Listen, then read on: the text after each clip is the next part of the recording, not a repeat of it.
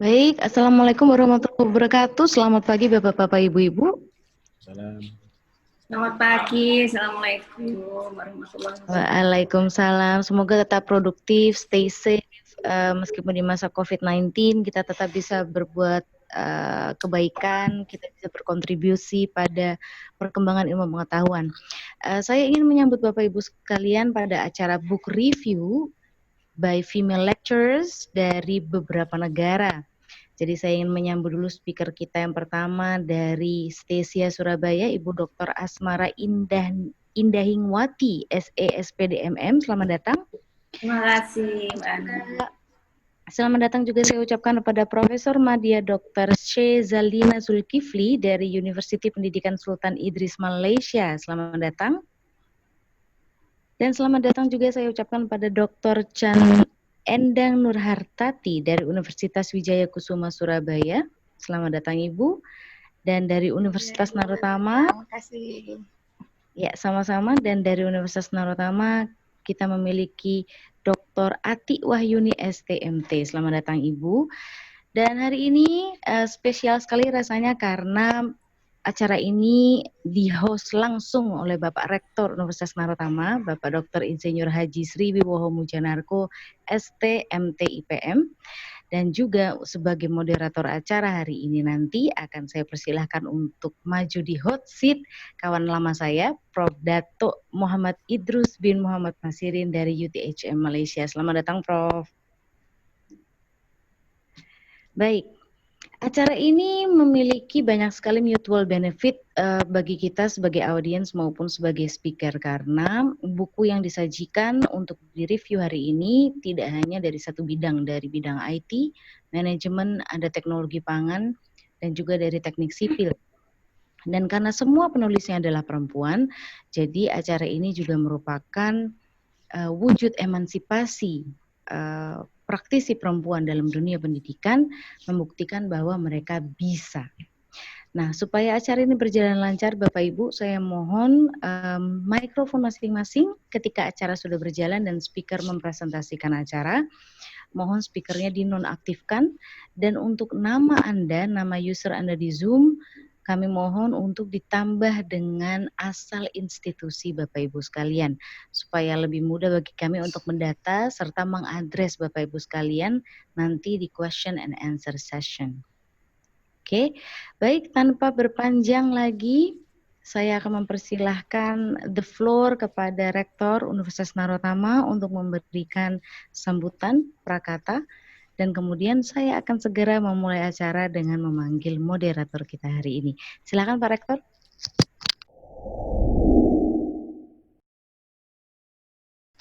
Terima kasih Bu Ani. Assalamualaikum warahmatullahi wabarakatuh. Waalaikumsalam warahmatullahi wabarakatuh. Good morning all participant. Good morning Prof. Idrus. Selamat pagi semuanya. Sehat-sehat semua? Amin. Sehat, alhamdulillah. Hari ini Narotama punya event tentang book review. Selama ini event lebih banyak ke publication, artikel, tapi kali ini agak beda tentang book review spesial from ladies, female ya. Nah, ini yang agak langka ini. Kami berharap khususnya lecture bisa membuat buku dengan ide-ide dasar. Biasanya dosen tuh lecture itu kesulitan membuat buku. Idenya dari mana, bukunya dari mana. Nah, ini mungkin kita belajar dari kawan-kawan kita yang sudah memiliki buku untuk kita pelajari dari mana mereka beride, menampilkan ide untuk menjadi sebuah buku. Nah, nanti kita simak bersama-sama. Tentunya kami dari Narotama sangat berterima kasih buat yang bersedia hadir. Welcome to event Narotama ini. Terutama Prof. Idrus dari MIIC. Ini presidennya dosen Malaysia nih ya. Kita sangat berterima kasih karena sudah sering membantu Narutama. Kebetulan kami seharusnya sudah berkunjung ke kampusnya Prof. Idrus ini. Karena ada COVID jadi tidak, atau tertunda lah. Sudah saatnya makan tom yum, lempeng pedas. Baik, untuk menyingkat waktu, kami persilahkan mungkin Prof. Idrus untuk memimpin acara ini. Tentunya sekali lagi kami ucapkan terima kasih, selamat menikmati acara pagi ini. Assalamualaikum warahmatullahi wabarakatuh.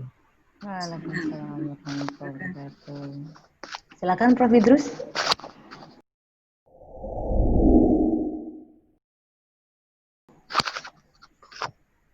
Bismillahirrahmanirrahim. Assalamualaikum warahmatullahi wabarakatuh dan selamat pagi, salam Ramadan dan juga terima kasih saya ucapkan kepada MC kita Master Ceremony Bu Ani Ulandri dan juga kepada Pak Iwan, Rektor Universitas Narutama kerana sudi menjemput saya untuk menjadi moderator bagi program pagi ini.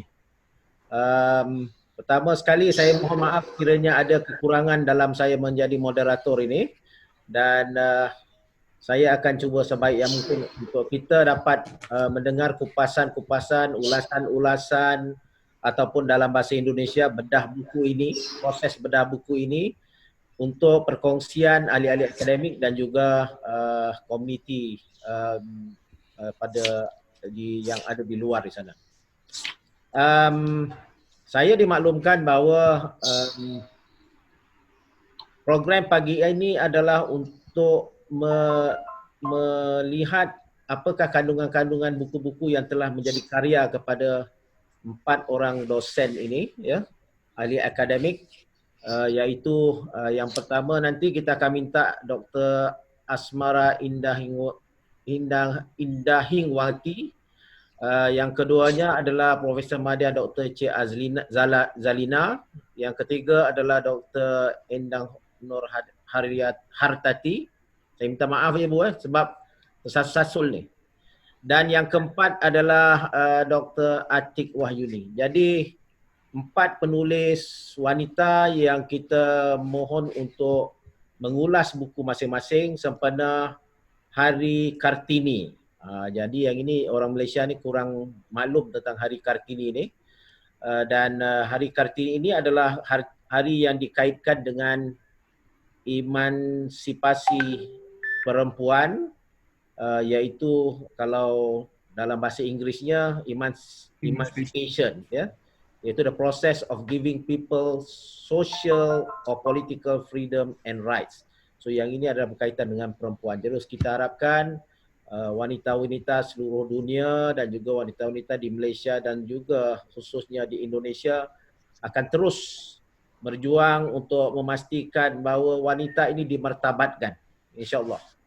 Jadi bermula dengan kupasan-kupasan dan ulasan-ulasan buku pada pagi ini, kita ada 4 buku yang agak menarik. Yang pertama sekali adalah buku yang bertajuk Manajemen Sumber Daya Manusia oleh Dr. Asmara. Yang kedua adalah Rackman Tube, iaitu Augmented Reality Application, panjang nama buku ni, oleh Profesor Madya Dr. Cik Zalina. Dan yang ketiga nanti adalah Bahan Pangan Alternatif Sorghum oleh Dr. Endang Nur Hartati. Dan yang terakhir sekali, yang ini yang agak saya rasa menarik juga, iaitu berkaitan dengan transportasi publik ataupun public transportation oleh Dr. Atik Wahyuni. So 4 buku yang agak berbeza kandungannya setiap satu, dan saya harapkan pihak ibu-ibu yang akan membentangkan ada maksimum 30 minit ya Bu. Jadi tidak boleh lebih. Kalau lebih saya akan potong terus, kita ada soal jawab nanti. Kita bagi orang lain dan akhirnya kita akan kalau boleh kita nak selesai sebelum jam 12.30 tengah hari. Jadi saya rasa itu saja untuk peringkat awal ini untuk membentangkan kandungan buku beliau yang bertajuk Manajemen Sumber Daya Manusia, Teori dan Praktik. Dipersilakan. Terima kasih Prof. Idrus. Terima kasih teman-teman yang pada hari ini kita bisa bertemu dalam keadaan sehat walafiat. Terima kasih. Pagi ini saya mengucapkan puji syukur kehadirat Allah SWT atas limpahan rahmat dan karunia-Nya, sehingga buku Manajemen Sumber Daya Manusia MSDM telah dapat terselesaikan dengan baik. Buku ini disusun untuk membantu dan memberikan referensi bagi mahasiswa, serta memperluas wawasan mempelajari konsep, teori, dan permasalahan dalam bidang manajemen sumber daya manusia. Dan sangat disadari bahwa keterbatasan dan kemampuan masih dirasakan banyak kekurangan.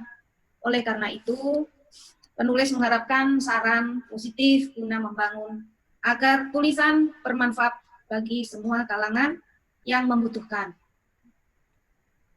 Dan berharap terima kasih setinggi-tingginya buat teman-teman yang memberikan dukungan dan masukan kepada penyusunan buku Manajemen Sumber Daya Manusia ini. Jadi identitas daripada buku adalah judul Manajemen Sumber Daya Manusia atau MSDM. Pengarang yaitu Dr. Asmara Indahiwati, SE, SPD, MM. Dan ada teman saya membantu dalam pembuatan kasus, yaitu Bapak Novianto Eko Nugroho, SE, MPD, SDM. Dan di situ tertera ISDN, yaitu 978637729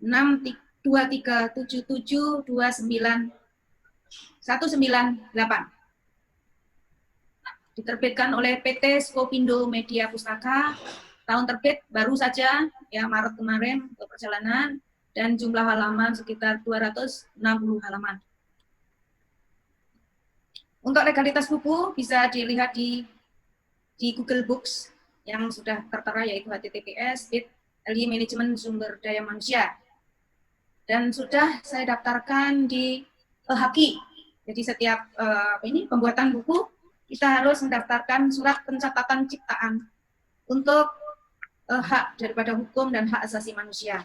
Itu yang memang diharuskan dalam suatu pengerjaan buku. Apabila kita membuat buku, kita harus selalu menerbitkan dan kita harus dicatatkan di suatu penerbit sebagai buku yang berinisial ISBN, dan kita harus mencatatkan di suatu surat pencatatan ciptaan. Dan ini latar belakang dari penulis, yaitu saya kebetulan kuliah S1, S2, dan S3-nya ada deh di... Saya lahir di Pulau Bawean. Saya S1-nya, SPD-nya yaitu di Tuban, di IKIP. Terus di S2-nya di Surabaya, yaitu di WR Supratman Universitas. Terus S3-nya di... S2-nya di Universitas Pelita Harapan yang sekarang ini, yaitu yang ketiga yaitu sekolah dokter di sekolah-sekolah tinggi Stesia, dan kebetulan saya mengajar juga di kampus Stesia sekarang ini. Jadi saya sebagai penulis, sebagai dosen di kampus Stesia Surabaya, dan kebetulan saya menjabat sebagai manajer administrasi Lembaga Sertifikasi Profesi LSP di Stesia Surabaya.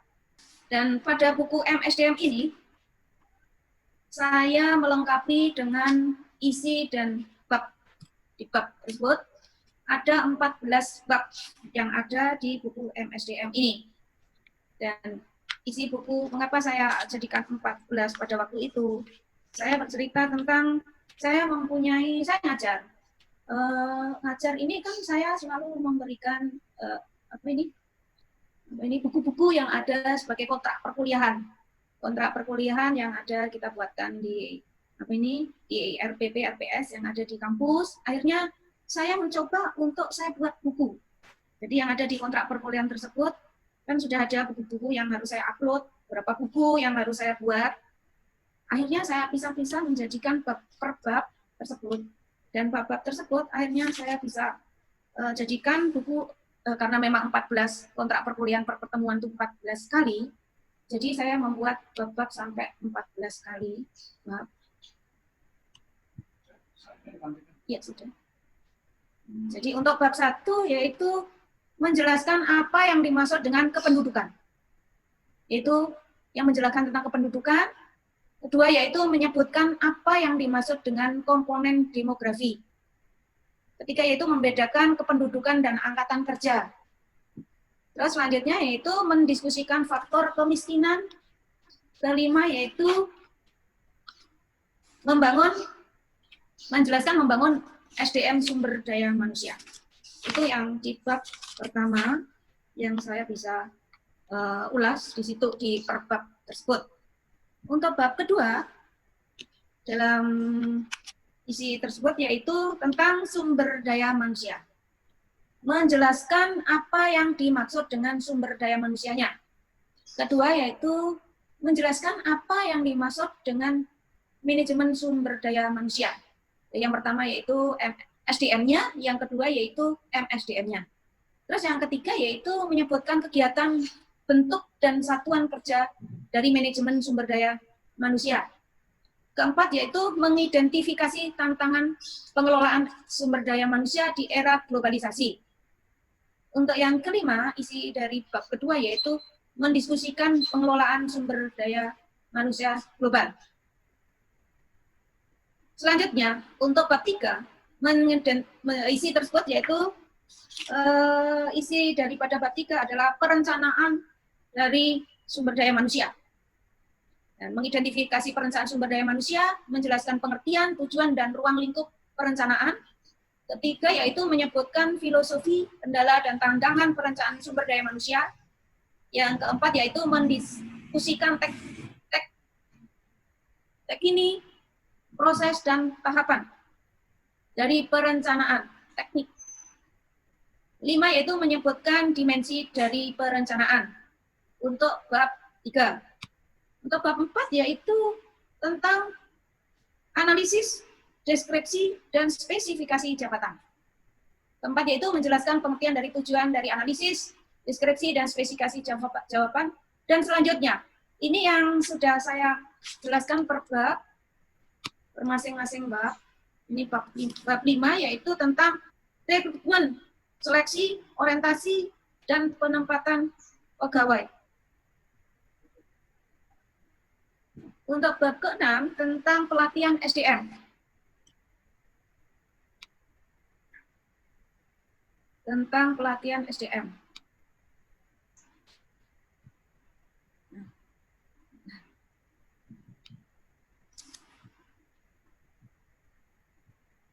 Pelatihan SDM.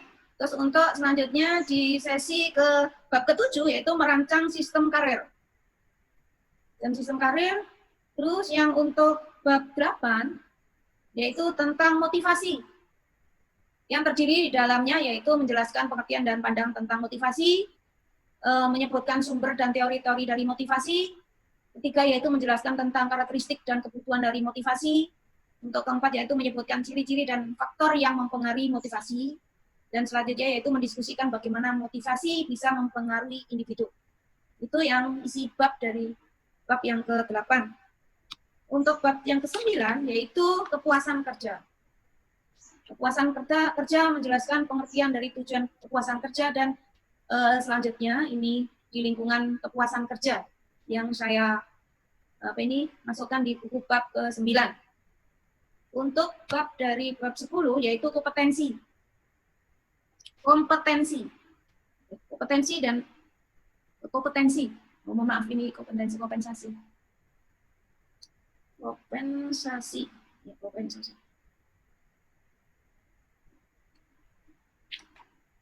Selanjutnya yaitu di bab ke-11 yaitu menjelaskan tentang kepemimpinan. Menyebutkan fungsi dan peran dari seorang pemimpin di suatu organisasi dan perusahaan. Dan selanjutnya yaitu bab ke-12 tentang penilaian kinerja. Jadi bab-bab yang ada di bab 12 yaitu pengertian di penilaian kinerja. Untuk yang ke-13 yaitu keamanan, kesehatan, dan keselamatan kerja, ya, yang disingkat dengan K3. Untuk bab yang terakhir, yaitu bab menjelaskan tentang etika dan hukum MSDM. Ini bab yang terakhir. Dan di dalam buku bab terakhir, setiap bab saya menuliskan di akhir itu rangkuman dari bab-bab tersebut. Setiap bab saya menuliskan rangkuman yang ada di setiap bab. Ya, setiap bab saya tuliskan, dan selanjutnya setelah rangkuman saya membuat soal. Setiap bab itu saya membuat soal. Dan selanjutnya yaitu saya buat kasus yang ada di materi tersebut. Dan setelah saya membuatkan kasus, saya membuatkan pertanyaan juga. Pertanyaan daripada kasus tersebut. Dan terakhir yaitu di setiap bab saya akan mencantumkan yaitu daftar pustaka yang saya ambil di satu bab tersebut. Yang saya lihat biasanya banyak juga penulisan buku yang membuat daftar pustaka itu hanya di akhir. Tapi saya membuat daftar pustaka itu setiap bab. Dan di akhir bab juga, setelah bab ke-14, itu saya memberikan daftar pustaka juga keseluruhan daripada apa yang saya ambil di buku-buku tersebut. Jadi daftar terakhir yaitu keseluruhan dari daftar-daftar pustaka tersebut saya rangkum menjadikan satu. Dan saya juga membuat setiap bab itu ada tujuan pembelajaran. Jadi sebelum masuk dari bab-bab tersebut, saya akan membuat tujuan pembelajaran. Agar apa yang saya uraikan di dalam suatu bab tersebut, kita bisa melihat yang ada di dalam tujuan pembelajaran. Yang terdapat di setiap buku saya, itu harus ada auditor, ya, terus ada layoutnya, terus ada editornya siapa. Kebetulan editor adalah saya sendiri. Jadi saya tata dengan bahasa saya, dengan editor itu saya, ya. Dan di situ terakhir yaitu ada testimoni. Nah, testimoni inilah yang sangat penting buat saya untuk membaca bagaimana buku manajemen sumber daya manusia ini bisa diterima. Saya meminta testimoni dari beliaunya ini, yang temen juga kebetulan dari Lemhanas RI pada waktu itu, dan kebetulan beliaunya juga menjadi sebagai seorang menteri pada era tahun 2014-2016 Jokowi yang pertama, yaitu Bapak Saleh Husin. Itu temen yang saya selalu sharing sama beliaunya, bagaimana pembuatan buku saya MSDM ini. Itu yang pertama. Yang kedua, saya meminta testimoni kepada beliaunya, yaitu Prof. Dr. Oki Karna Rajasa, ya, Direktur Riset dan Pengabdian Masyarakat, yang saya minta untuk menjadikan testimoni saya untuk memberikan pendapat atau ulasan tentang buku saya. Ketiga yaitu adik, tapi beliaunya seperti adik, tapi adik rating daripada suami. Beliaunya adalah Inspektur Jenderal Polisi, yaitu Dr. Andas Suroso Hadi Siswanto Siswoyo MSI. Beliaunya adalah sebagai Koordinator Widya Iswara, Sekolah Pimpinan Polri. Ya, Sekolah Pimpinan Polri, yaitu kebetulan beliaunya bintang 2, nah itu sebagai adik, tapi ya beliaunya sangat senang sekali pembuatan buku ini, karena beliaunya juga di tempat sekolah pimpinan di Kepolisian Republik Indonesia. Ini yang memberikan ulasan. Yang keempat adalah, ini Prof yang ganteng, yang baik, yang selalu membantu teman-teman yang ada di Surabaya, teman-teman, yaitu beliaunya yang terhormat yaitu Profesor Dr. H. Mohid Idrus H. Muhammad Nasirin. Nah, beliaunya yang ada di kita sekarang ini. Terima kasih Prof. memberikan saya testimoni tentang buku saya. Saya terima kasih yang sebesar-besarnya. Salam hormat saya terima kasih. Ini yang memberikan testimoni saya. Terakhir yaitu ucapan terima kasih kepada teman-teman. Saya bisa menyampaikan buku-buku yang ada di manajemen sumber daya manusia ini. Semoga bisa bermanfaat buat teman-teman sekalian. Terima kasih. Saya kembalikan kepada moderator, Prof. Idrus. Monggo. Terima kasih banyak. Oke, terima kasih Dr. Asmara. So, kita berikan sedikit tepukan kepada beliau sebagai apresiasi kita. Jadi, memang banyak sangat kalau nak cerita pasal buku ni. So, dan seperti teguran oleh Pak Rektor Iwan tadi, nampaknya semua terpukau dengan pembentangan itu.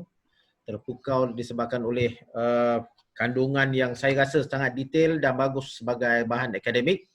14 bab daripada definisi populasi, sumber daya manusia sehinggalah kepada hukum ataupun hubungan dan juga larangan-larangan dalam sumber manusia.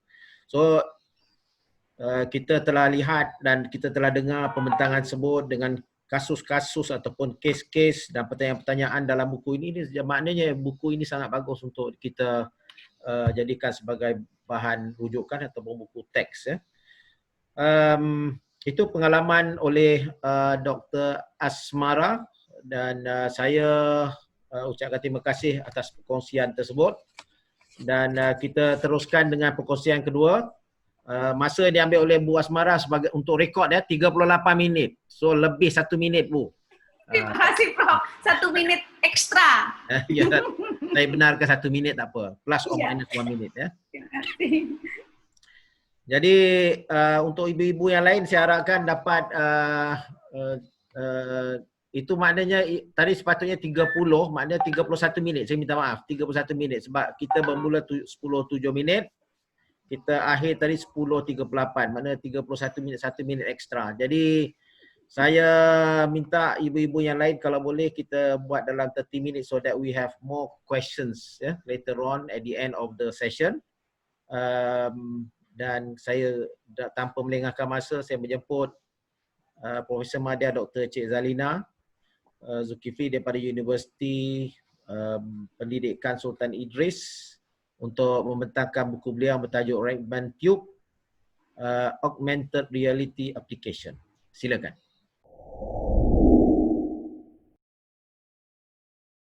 Bismillahirrahmanirrahim. Assalamualaikum Prof. Idrus. Waalaikumsalam. Tuan Pengerusi, Pak Rektor dan semua wanita-wanita hebat pagi ni. Salam Jumaat ni. Okey. Pagi ni saya akan membentangkan salah satu buku yang bertajuk TVET Education Instrument, fokus kepada TVET Education Instrument yang bertajuk Ray-Ban Tube. Kenapa saya pilih buku ini untuk sesi pagi ini? Kerana semua penulis buku ini adalah di kalangan wanita, kerana saya difahamkan sesi conference ini dianjurkan oleh Pak Rektor sendiri di Narutama adalah khas untuk sambutan Hari Kartini di Indonesia baru-baru ni. Jadi saya memilih buku ini walaupun sebenarnya buku ini belum diterbitkan di final editing di penerbit universiti. Belum diterbitkan lagi tapi sudah final editing lah di universiti sebagai penerbit. Okey. Jadi untuk tidak melengahkan masa sebab Prof. Idrus sudah warning 30 minit saja dan supaya presentation ini dapat melengkapkan semua, jadi saya bercerita dengan lebih laju sikit. So, bagaimana jenis ataupun pengembaraan saya untuk melakukan atau menulis buku ini, ya. Yang pertama sekali, idea ini datang adalah dari pelajar S1 saya pada mulanya. Pelajar S1 saya yang mengambil IT Education, pendidikan information technology, perlu menjalani latihan mengajar di sekolah. Apabila dia di sekolah, dia mendapat feedback daripada sekolah dan guru-guru termasuk pelajar sendiri bahawa sangat sukar untuk mempelajari engineering elektronik, elektronik engineering, tentang pengaliran arus elektrik yang details. Jadi bila dia balik ke universiti selepas menjalani latihan mengajar, dia bagi feedback pada saya. Jadi kami pun berbincang, apabila dia habis tamat S1 terus saya mencadangkan kepada dia terus kepada S2 dengan menjalani penyelidikan lah terhadap real world permasalahan yang dia temui. Jadi daripada masalah yang asal yang telah berlaku, kita telah transferkan dia kepada bentuk penyelidikan. Jadi penyelidikan kita melibatkan teknologi dan social impact. Jadi kedua-dua sekali kita rangkumi dalam pendidikan ini. Jadi semua saya akui dan saya faham bahawa semua dosen-dosen pun tahu bagaimana jika kita nak buat research dan menulis, pasti kita akan memerlukan kewangan, kos. Jadi saya pun memohon atau apply satu grant di universiti. Ini adalah grant kecil saja, grant di universiti dengan shillingnya RM10,000. Dan saya nilai di Indonesianya saya tidak tahu rupiah, tapi ringgitnya RM10,000. Jadi telah lulus, permohonan grant itu berjaya. Jadi saya pun bersama pelajar tadi, S2 tadi menjalankan R&D. R&D ini dapat menghasilkan sebuah kit, toolkit, dan kami menghasilkan modul dan sekarang ke step buku lah. Ini adalah fasa-fasa yang sangat challenging untuk kami hadapi, tapi walau bagaimanapun kami berjaya mengharunginya hingga ke tahap ini. So dan satu lagi challenge yang dihadapi apabila hendak approach penerbit universiti untuk membenarkan karya ini, buku ini ditulis sebagai karya ilmiah, perlu dinilai dalam banyak sudut. Jadi pada yang sama sebenarnya saya telah hantar satu buku lagi berkaitan dengan game based learning. Jadi buku untuk meyakinkan penerbit USI untuk membenarkan kita mencetak secara percuma atau menerbitkan buku secara percuma dengan tajaan universiti. Jadi kita tidak boleh hantar serentak beberapa buku. Jadi inilah antara cabaran yang dihadapi lah. Okey, so saya ringkaskan kandungan buku Kandungan buku berkaitan dengan instrumentasi yang difokuskan kepada pendidikan teknik dan vocational.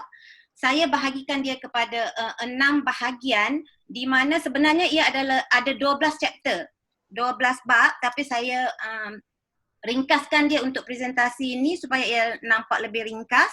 So seperti biasa di mula-mulanya seperti biasa title, table of contents dan yang bahagian-bahagian abbreviation di bahagian depan. Dan saya mulakan part 1 iaitu ada 2 bab di mana kita fokus kepada motivation, background dan literature review. Dan part 2 iaitu ada 3 bab kita fokuskan kepada teknologi, metodologi, instructional dan education aspect.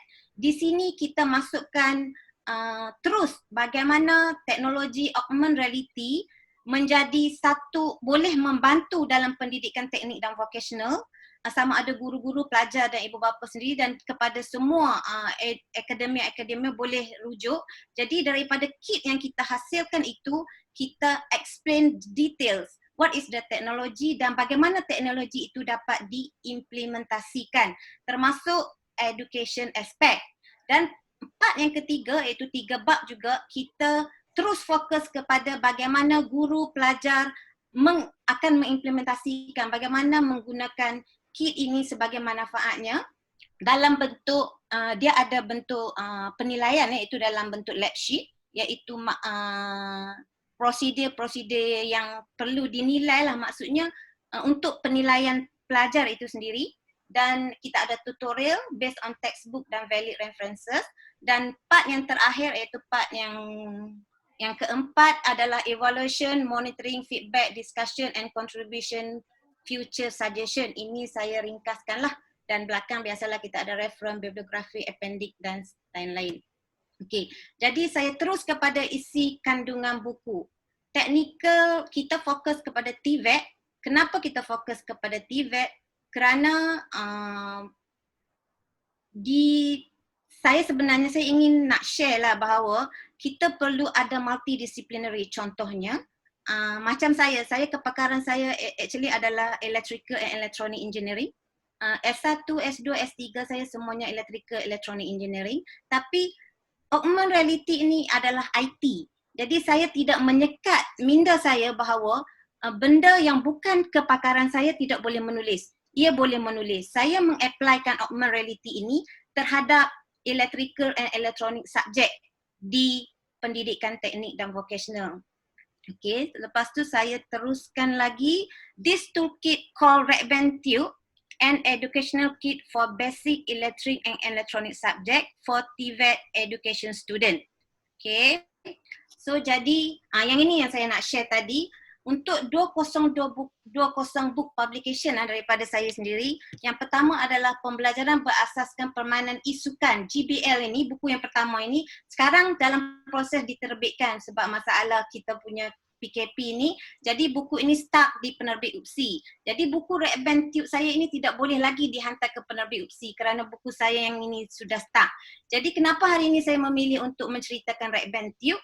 Kerana buku GBL saya ini ada penulis lelaki. Jadi saya ingin menghormati Pak Rektor Sempena Hari Kartini. Jadi saya memilih Red-Band Tube kerana authornya, editornya adalah semua wanita-wanita hebat. Okay. So jadi objektif. So objektif untuk objektif konten buku, bukan objektif penulisan buku. Ini adalah saya fokus kepada konten terus. Kita nak identify the contents and transfer the printed material to digital form, augmented reality. Okay, apa yang specialnya buku ini adalah bila pelajar-pelajar buka ataupun guru buka buku ini melalui satu apps yang dibangunkan, dia cuma perlu scan ke atas buku tersebut. Jadi buku itu akan boleh memberi satu 3D dimensi lah dalam bentuk augmented reality, bagaimana asas-asas dan dalam elektrik dan elektronik subjek mengikut silibus yang telah ditetapkan. Jadi specialnya buku ini ada page-page yang perlu diberi printing yang istimewa. Tidak boleh printing biasa. Kerana jika printing biasa, application tadi adalah sukar untuk di-scan di atas buku tersebut, di atas image yang kita hendak nilai lah, nanti saya akan kongsi. Okey, target pengguna buku, kita target kepada student in electrical and electronic engineering at vocational, teacher, parents dan juga untuk murid-murid sekolah yang mengambil RBT subjek di sekolah Malaysia tingkatan 1, 2 dan 3. Dan selainnya boleh digunakan oleh public or private institution student, novice student on learning the basic of electrical and electronic circuits dan daily school students. Okey.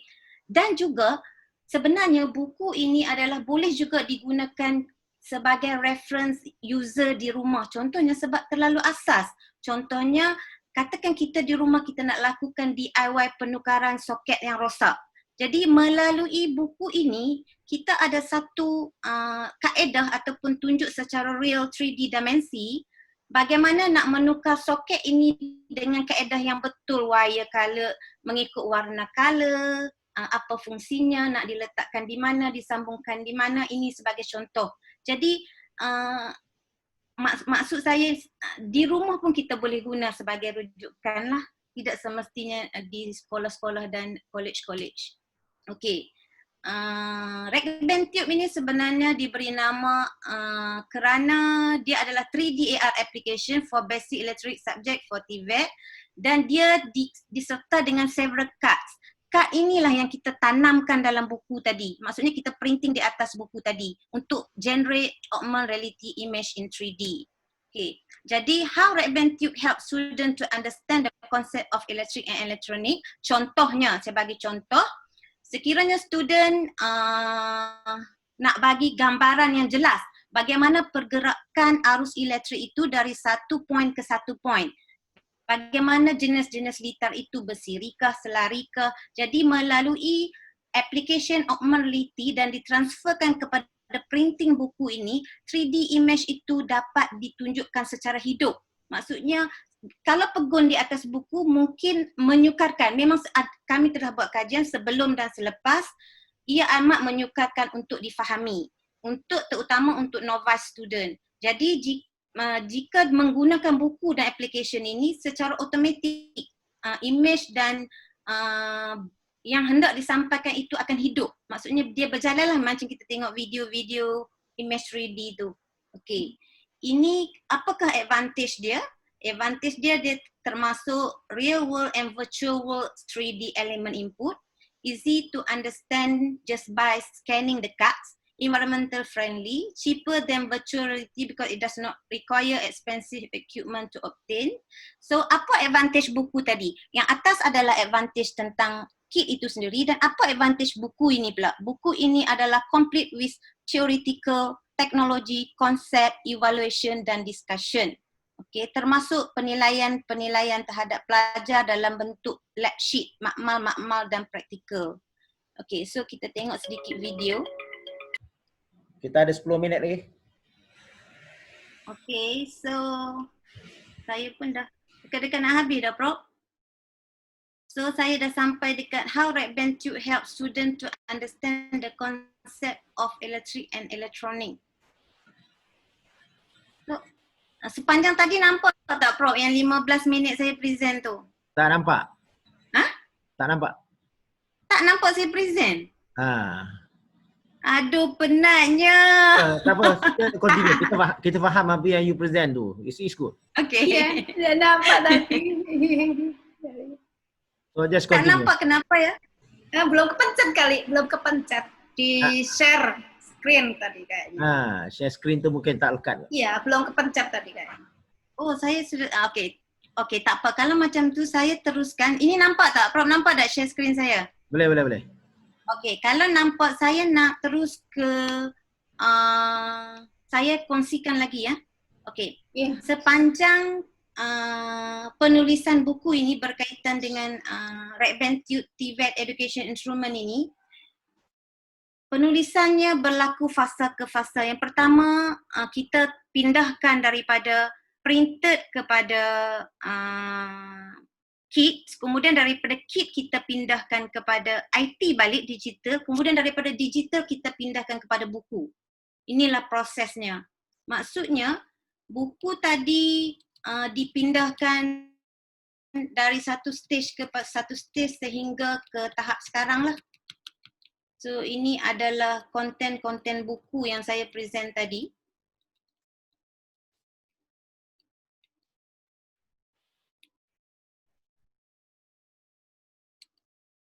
Okay, ini adalah student saya yang bantu untuk ini. Ini memang research dia.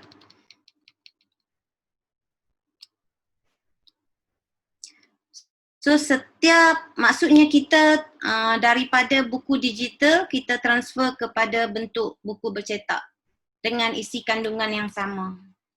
Tapi buku bercetak adalah lebih lengkap lah.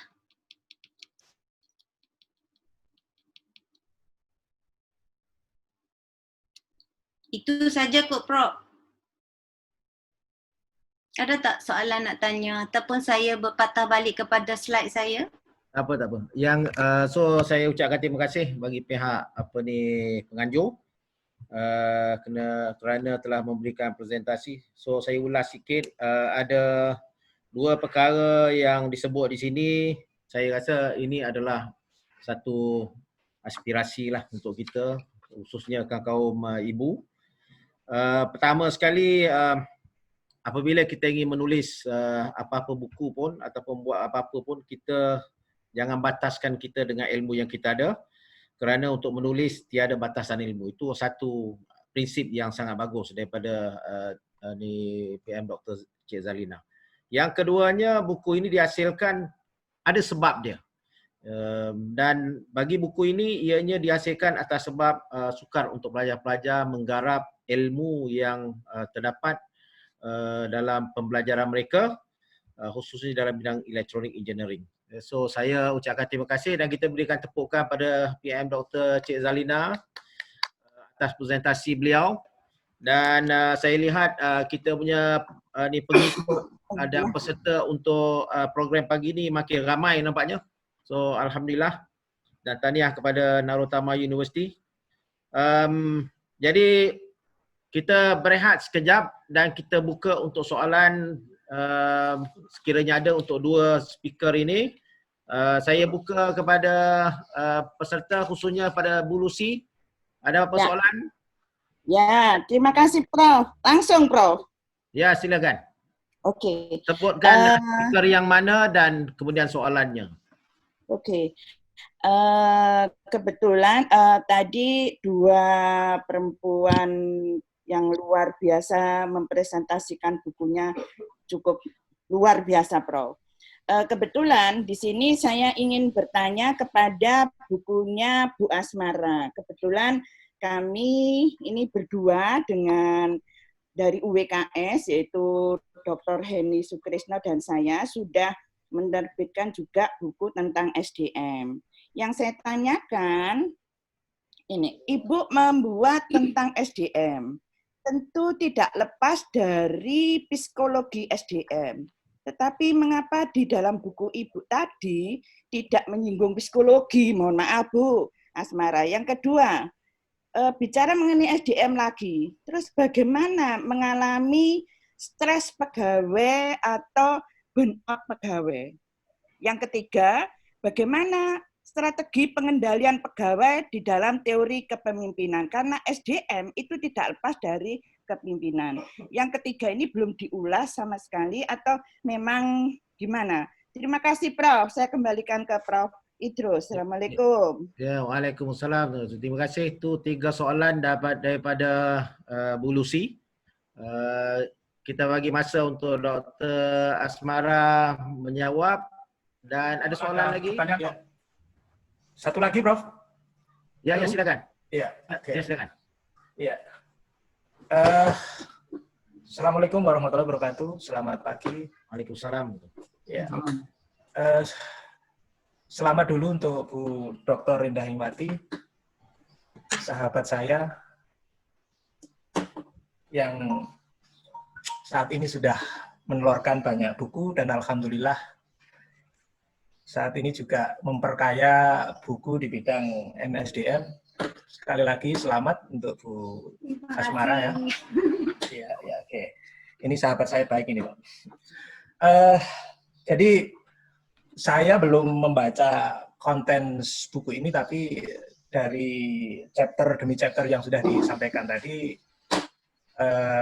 saya melihat memang cukup, ya seperti yang dibilang dari Ibu penanya sebelumnya, memang ada beberapa bidang yang memang belum dimasukkan. Memang ya itulah namanya buku, tentunya buku itu tidak ada yang sempurna.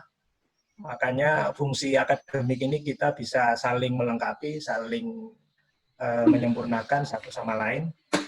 Jadi saya bicaranya itu era milenial barangkali ya, karena ke depan bahwa organisasi itu sumber daya kita itu adalah tentunya bukan orang-orang yang lahir di era baby boomer, tapi orang-orang yang lahir di era milenial. Tentunya cara pendekatan dan lain sebagainya itu sangat berbeda. Mungkin the next buku ini agar lebih bisa digunakan dalam era-era ke depan yang mana era digital itu tentunya akan sangat berbeda dengan era-era sebelumnya. Mungkin di case-case saja yang barangkali lebih banyak dimasukkan terkait dengan bagaimana, misalkan kalau bicara tentang leadership atau kepemimpinan itu mungkin pendekatannya lebih kepada kepemimpinan zaman now, misalkan. Atau kepemimpinan di era milenial, atau kepemimpinan di era digital. Barangkali itu akan nanti akan lebih banyak diminati oleh mahasiswa barangkali atau manusia-manusia yang memang lahir di era milenial. Itu yang mungkin yang penekanan saya, karena MSDM itu dari kita mengenal buku ini sejak kita kuliah, barangkali proses tahapannya akan seperti itu. Mungkin yang berbeda itu adalah bagaimana kita melakukan pendekatan-pendekatan approach kepada sumber daya manusia itu sendiri. Masing-masing punya era dan masing-masing punya cara untuk kita kita lakukan kalau misalkan kita sebagai seorang leader. Jadi barangkali itu ya. Jadi agar buku ini akan ke depan terus dinamis dan terus bisa diminati oleh kalangan-kalangan generasi berikutnya, tidak hanya kita saja, karena anak-anak didik kita itu eranya sudah era milenial. Barangkali itu, Prof. Soalannya apa, Pak? Saya tidak mempersoalkan, cuman hanya memberikan usulan, saran, Oh, oke. terkait buku ini agar lebih kelihatan dinamis dan adaptable terhadap situasi saat ini. Saya kira itu. Terima kasih, Prof. Assalamualaikum warahmatullahi wabarakatuh. Sekali lagi selamat untuk Bu Asmara. Terima kasih. Jadi ada soalan untuk Dr. Cik Zalina? Kalau tak ada, saya tanya soalan. Cik Zalina, berapa lama untuk menghasilkan buku daripada bahan research kepada buku printed? Itu soalan saya lah. Very simple. Lebih kurang 6 bulan. Lebih kurang 6 bulan. 6 bulan. Lebih kurang 6 bulan. Kurang 6 bulan? Lebih kurang 6 bulan. Oh, kurang lebih 6 bulan, okey. Jadi sebab agak unik image sebab menghasilkan, ya, macam mana? Sebab yang bahan kita printing tu mesti di kualiti yang boleh scan. Maksudnya boleh diaplikasi dengan augmented reality. Jadi kita kena study bagaimana teknologi yang jelas, jenis-jenis kertas dan sebagainya, design. Okey. So maknanya untuk menghasilkan sebuah buku penyelidikan atau penelitian memang mengambil masa lebih kurang 6 bulan lah. Saya rasa penerbit UPSI agak cepat juga untuk menghasilkan buku tersebut. Okey, kita kembali kepada Dr. Asmara. Bagaimana Bu dengan soalan-soalan tadi? Silakan. Apa jawapannya? Terima kasih atas pertanyaan dari Bu Lucy, yang mana pada pertanyaan tersebut mengenai buku ini belum terlihat tentang psikologi tentang psikologi di SDM ya. Terus yang nomor 2 yaitu SDM stres di pegawai ya. Terus yang ketiga yaitu kependudukan. Jadi Bu Lucy kayaknya begitu ya. Yang nomor 3 salah Bu, karena ini hubungannya dengan MSDM, itu adalah kepemimpinan. Bagaimana menghadapi kepemimpinan, kan SDM itu kan manajemen, sebetulnya sudah dijawab sama Pak Sony tadi, sudah disinggung dikit. Ya, jadi strategi pengendalian pegawai di dalam teori kepemimpinan, karena bukunya mengenai SDM. Ya, terima kasih Bu Lucy. Begini, Bu Lucy, kebetulan pada waktu saya membuat buku ini, saya mengawali dari kontrak perkuliahan yang ada. Kontrak perkuliahan yang ada, sebelum saya menjadikan jadi koordinator, saya akan mengambil dari senior yang ada dulu sebelum saya jadi koordinator. Itu ada memang tentang pengendalian penduduk, pengendalian pemimpinan ya tadi. Ya. Tentang untuk psikologi, sebenarnya ini ada stres pegawai, ada ini. Teori-teori tersebut ada promosi, mutasi,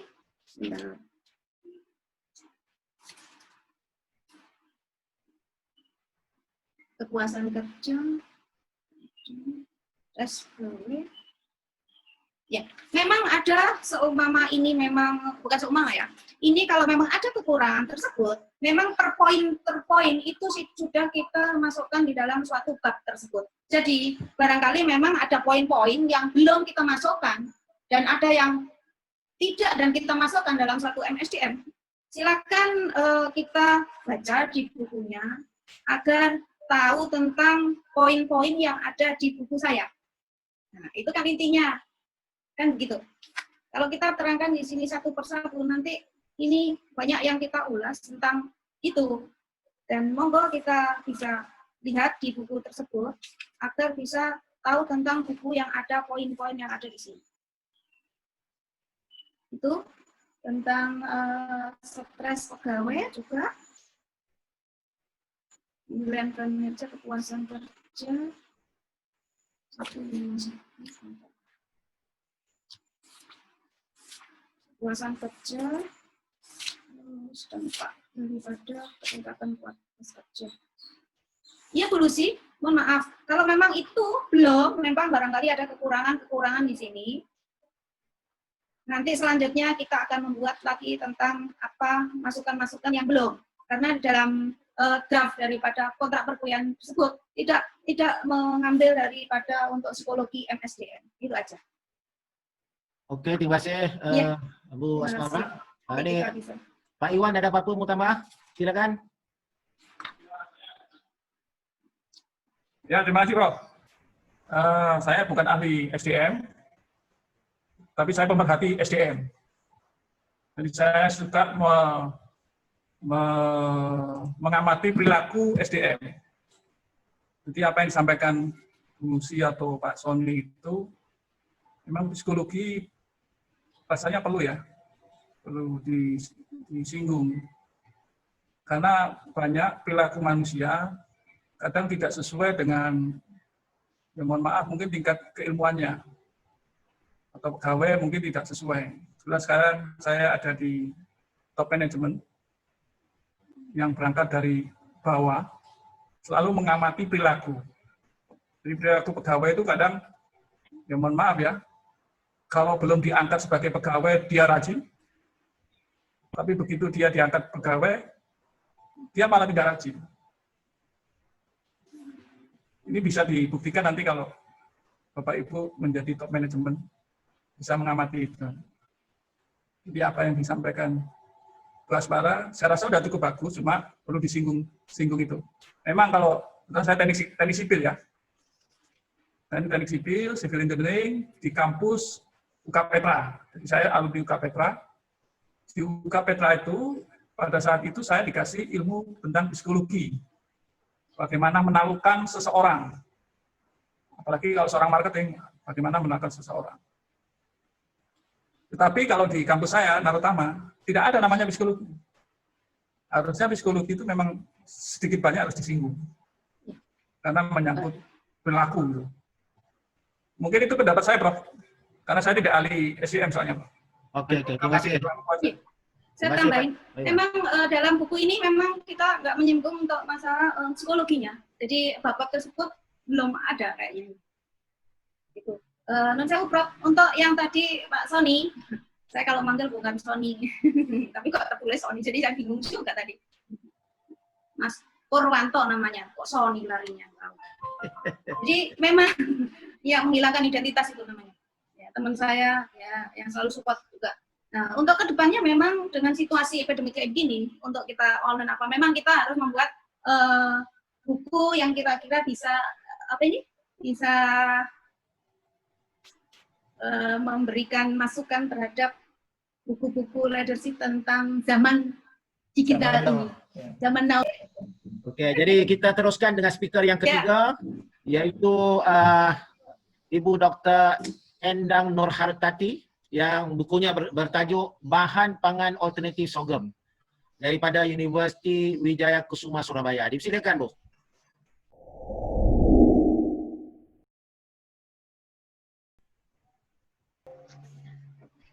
Ya, bismillahirrahmanirrahim. Assalamualaikum warahmatullahi wabarakatuh.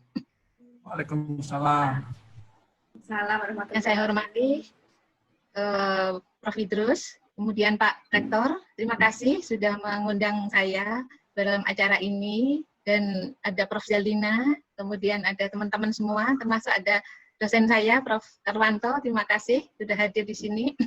Jadi mungkin saya prolog dulu tentang saya sendiri, yaitu saya ini dosen dari Universitas Wijaya Kusuma Surabaya, dan saya dari program studi teknologi industri. Kemudian saya mengajar di Universitas Wijaya Kusuma Surabaya ini mata kuliah proses industri dan juga kewirausahaan agroindustri. Di mana S1 saya dulu itu saya lulus di Universitas Jember itu tentang proses industri, kemudian S2 ini dari UGM Jogja, dan sekarang saya sedang menempuh S3 di UNESA mengambil pendidikan wirausahaan. Nah, untuk buku yang sekarang saya review ini adalah buku yang mengenai bahan alternatif sorghum. Jadi di sini sebagai bagian dari mata kuliah saya tentang proses industri, di mana mulainya itu adalah bahwa di Indonesia ini perlu adanya pangan-pangan alternatif. Ya. Kemudian ada buku kedua itu sebenarnya tentang kebijakan dari pangan alternatif dan kebijakan tentang pendidikan entrepreneurship. Yang ketiga baru tentang prosesnya tentang pendidikan entrepreneurship. Dan buku saya ini mungkin bisa dilihat ini bahwa pada waktu itu saya mulai penelitian tentang sorghum itu 2009, dan ini adalah kebun sorghum yang terbesar di Jawa Timur, yaitu di Lamongan, ini sudah masa panen, jadi bagus sekali kalau masa panen. Mungkin nanti lain kali kalau Prof. Idrus di Indonesia mungkin bisa melihat langsung kebun sorghum yang ada di Lamongan, itu sekitar 600 hektar dan besar sekali. Dan awal daripada kegiatan ini adalah bahwa sebelumnya belum banyak yang mengetahui tentang manfaat daripada tanaman sorghum. Dan ini yang ingin saya teruskan penelitiannya dan memasyarakatkan hasil dari penelitian ini sebagai produk pangan alternatif dan memasyarakatkannya di sini melalui wirausahaan agroindustri atau dari pendidikan wirausahaan. Jadi dulu dimulai 2009 itu mulai awal sekali saya meneliti tentang biji sorghum. Ini yang background di sebelah kiri ini adalah bijinya sorghum. Ini biji sorghum putih. Jadi nanti ada sorghum merah dan ada sorghum putih. Di dalam buku saya ceritakan semua dari awal. Jadi karena saya dari jurusan teknologi industri, jadi saya cerita tentang sorghum setelah mulai dari pemanenan sampai ke pengolahan dan nanti terakhir saya lanjutkan wirausahaan di dalam pemasaran wirausahaannya. Lah dimulai dari 2009 itu dari awal sekali di sini belum bisa membuat tepung sorghum waktu itu, sehingga kami bekerja sama dengan beberapa unit yang bisa membuat mesin pengupas daripada sorghum, dan itu saya ceritakan di buku saya, sehingga akhirnya bisa dihasilkan beras sorghum, kemudian tepung sorghum yang biasanya petani itu hanya manual, sehingga sekarang kita akhirnya pada waktu itu kami hibahkan ke kelompok tani yang Lamongan itu untuk alat yang namanya penyosoh itu supaya bisa mengolah menjadi tepung, kemudian dari tepung ini bisa diolah menjadi berbagai produk. Itu juga saya jelaskan di buku saya. Jadi ada beras, ada tepung, dan ada produk.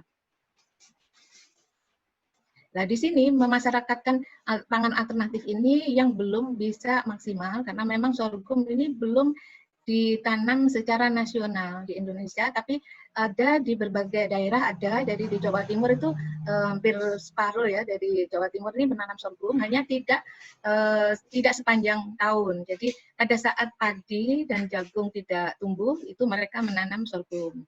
Kemudian Jawa Tengah, Jawa Barat, dan di luar Jawa ada beberapa yang menanam.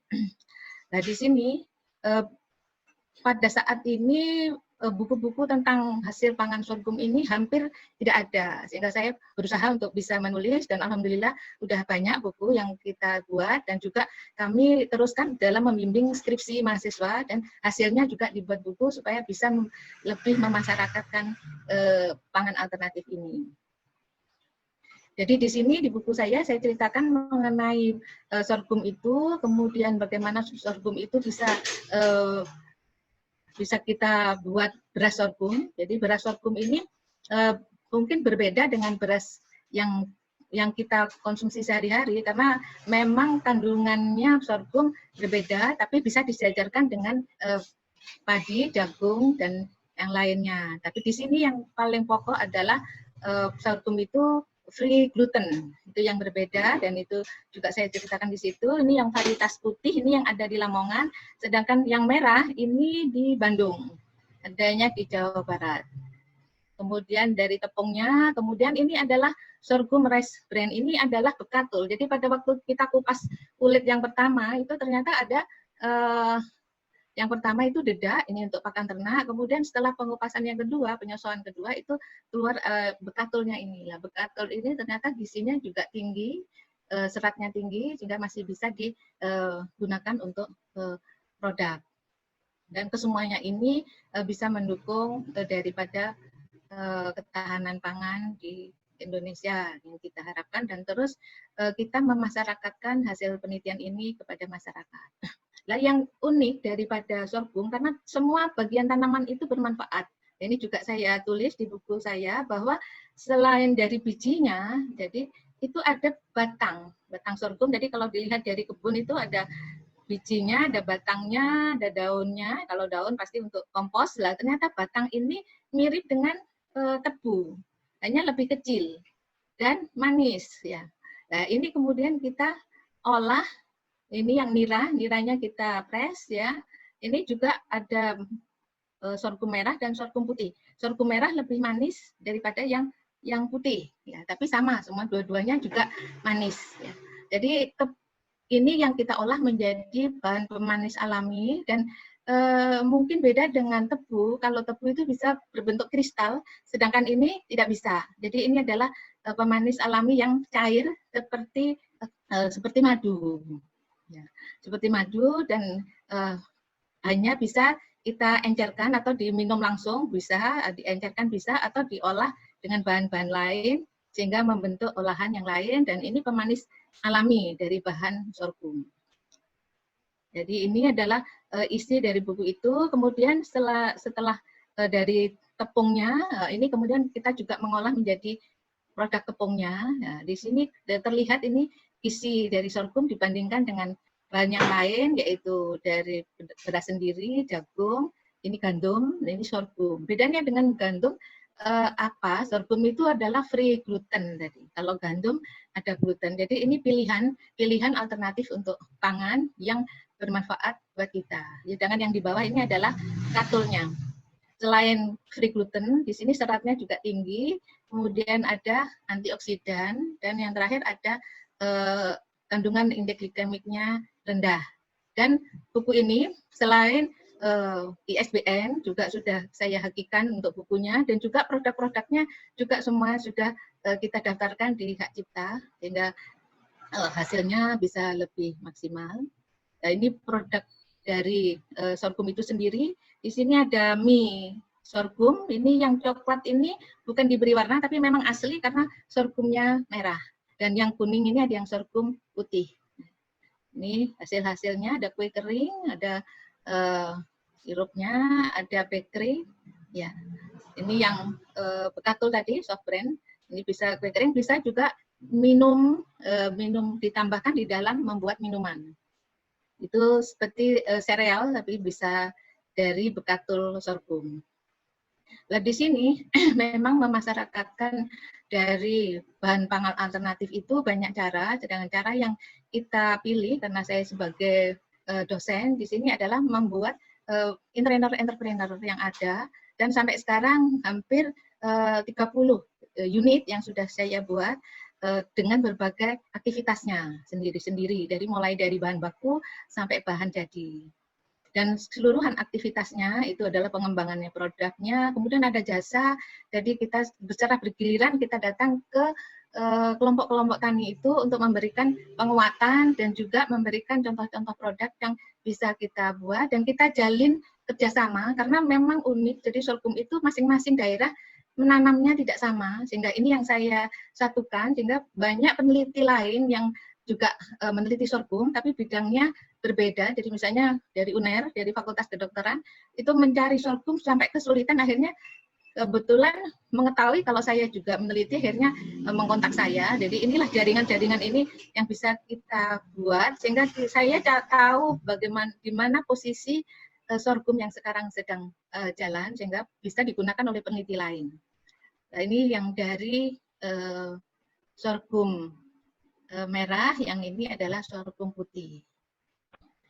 Kemudian produk-produk jasa yang lain, yaitu pelatihan, ini ibu-ibu PKK di Surabaya, kita latih untuk membuat kue-kue dan kita lombakan. Kemudian disupport oleh bank yang ada di Surabaya untuk memberikan hadiah kepada ibu-ibu untuk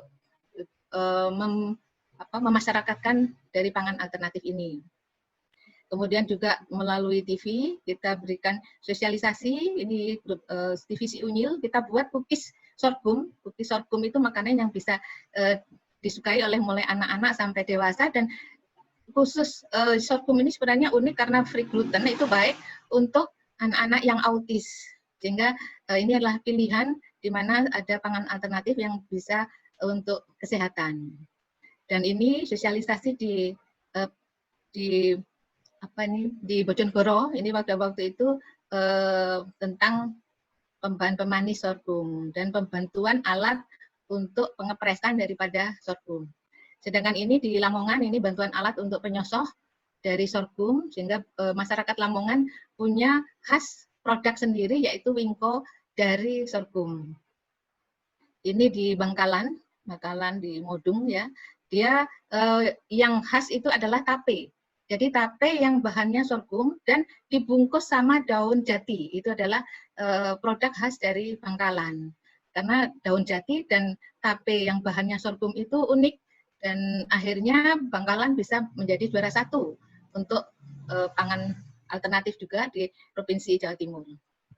Dan berbagai kegiatan di Universitas Wijayakusuma Surabaya juga menggunakan bahan pangan alternatif sorghum. Selain dari produk dari pangannya juga ada minuman sorghum, kemudian nasi sorghumnya ya, dan semua kegiatan disupport oleh pangan alternatif sorghum.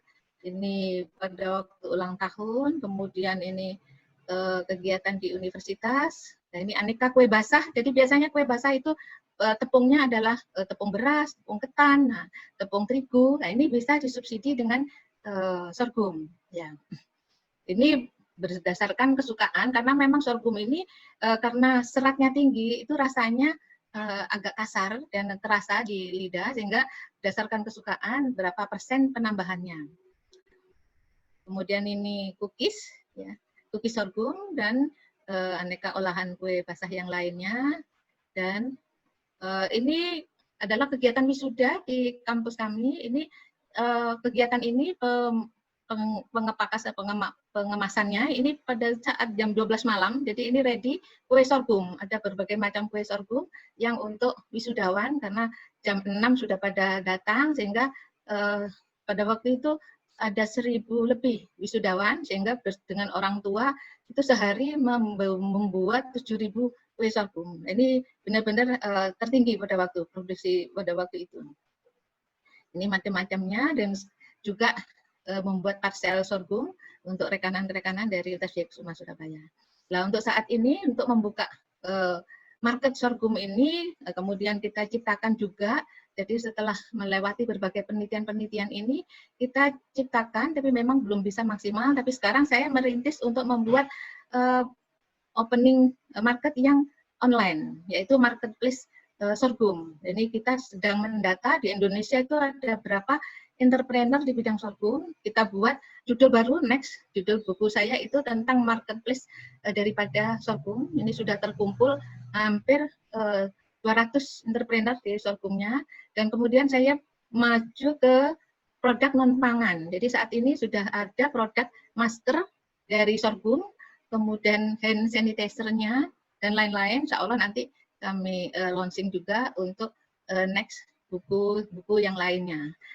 Mungkin itu dari saya, doanya mudah-mudahan ini bisa maksimal dan mohon saran kepada semuanya dan mohon doanya mudah-mudahan saya segera lulus dan menyusul Bu Asmara dan Prof. Zalina dan mungkin yang lainnya, mudah-mudahan barokah. Terima kasih Prof. Idrus, saya kembalikan kepada Prof. Idrus.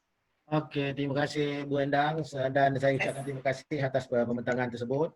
Buku ini kalau kita dengar daripada Bu Endang tadi adalah hasil penelitian ataupun research dan juga hasil inovasi beliau untuk menghasilkan sorghum tadi. Kemudian kita juga dengar bahawa buku ini menjelaskan bagaimana ianya menjadi satu ruang untuk bisnes dan juga untuk khidmat masyarakat ataupun pengabdian masyarakat. Dan saya dapati bahawa buku ini adalah satu dokumen ya, hasil daripada penyelidikan dan penyelidikan tersebut adalah hasil bahan pangan alternatif. Ada ramai yang tertanya-tanya khususnya daripada Malaysia apa yang dikatakan sorghum, dan saya rasa dengan membaca buku ini saya percaya pembaca-pembaca dapat faham apa yang dikatakan sorghum dan bagaimana sorghum itu boleh digunakan sebagai bahan alternatif. Baik Bu, terima kasih dan kita berikan tepukan kepada Bu Endang. Ya, sukses. Dan saya harapkan ada soalan-soalan nanti sebentar lagi selepas speaker yang terakhir yang akan membentangkan berkaitan dengan buku beliau, iaitu Ibu Atik Wahyuni daripada Narotama University dengan buku beliau yang bertajuk Transportasi Publik dari Sisi Perempuan. Baik, halo. Transportasi publik dari sisi perempuan. So saya jemput Ibu Atik Wahyuni untuk membentangkan, mengulas buku beliau. 30 minit Bu, silakan.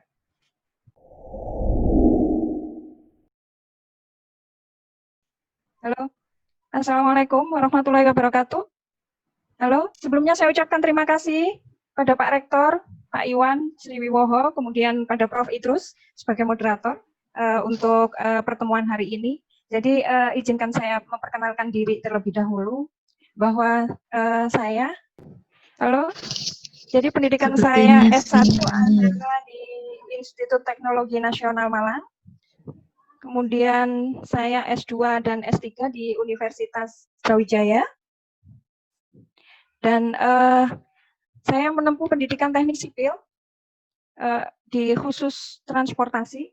Dan sebenarnya di transportasi ini banyak sekali yang harus dipelajari. Jadi saya mengambil kekhususan, saya hanya bisa menghasilkan jurnal.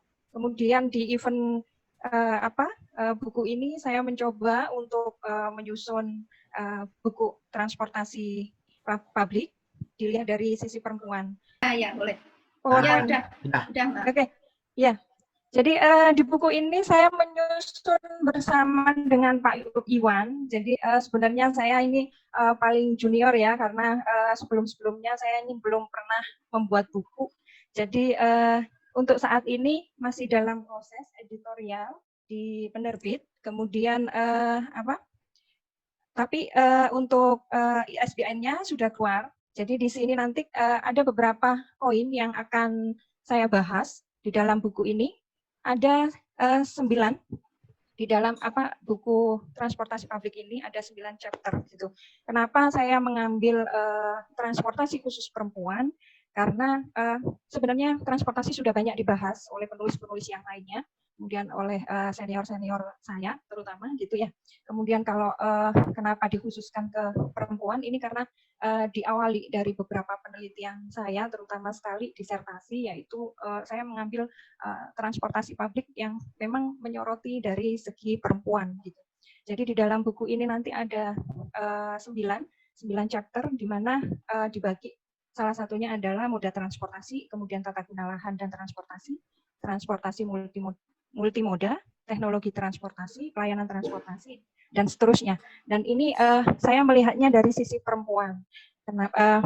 Bukan berarti perempuan ini ingin diistimewakan, tidak, tapi perempuan ini ingin dimengerti kebutuhannya ketika dia menggunakan angkutan umum. Gitu. Jadi di beberapa negara yang sudah berkembang memang banyak sekali sudah tersedia angkutan umum khusus perempuan. Misalnya di Jepang, Brasil, dan negara-negara yang lainnya. Ada yang berupa gerbong khusus perempuan atau taksi khusus perempuan. Dan bahkan sekarang ini ketika kita memasuki gerbong khusus perempuan itu sudah tidak lagi murni itu sebagai moda transportasi saja, tapi bisa digunakan oleh ibu-ibu untuk bersosialisasi atau untuk melakukan semacam niaga gitu di dalam gerbong-gerbong khusus perempuan. Adapun di Indonesia sendiri di beberapa daerah sudah banyak transportasi khusus perempuan. Misalnya kalau di Jakarta itu ada Transjakarta, kemudian kalau di Yogyakarta ada Pramex, kemudian sekarang ditambah lagi dengan angkutan umum yang berbasis online. Jadi ada di beberapa daerah itu ada ojek online yang memang melayani khusus perempuan. Jadi kenapa mereka angkutan khusus umum perempuan ini diperlukan? Karena ini berdasarkan interview itu ya di kita melakukan survei terhadap responden perempuan bahwa memang di beberapa atribut atau di beberapa variabel ketika kita memilih angkutan umum untuk memilih sebuah angkutan umum, kita biasanya melihat variabel keamanan, kemudian ada keselamatan, kemudian ada kenyamanan, kesetaraan, keterjangkauan, dan keteraturan. Jadi 7 variabel ini yang memang berpengaruh terhadap beberapa perempuan untuk memilih angkutan umum. Kemudian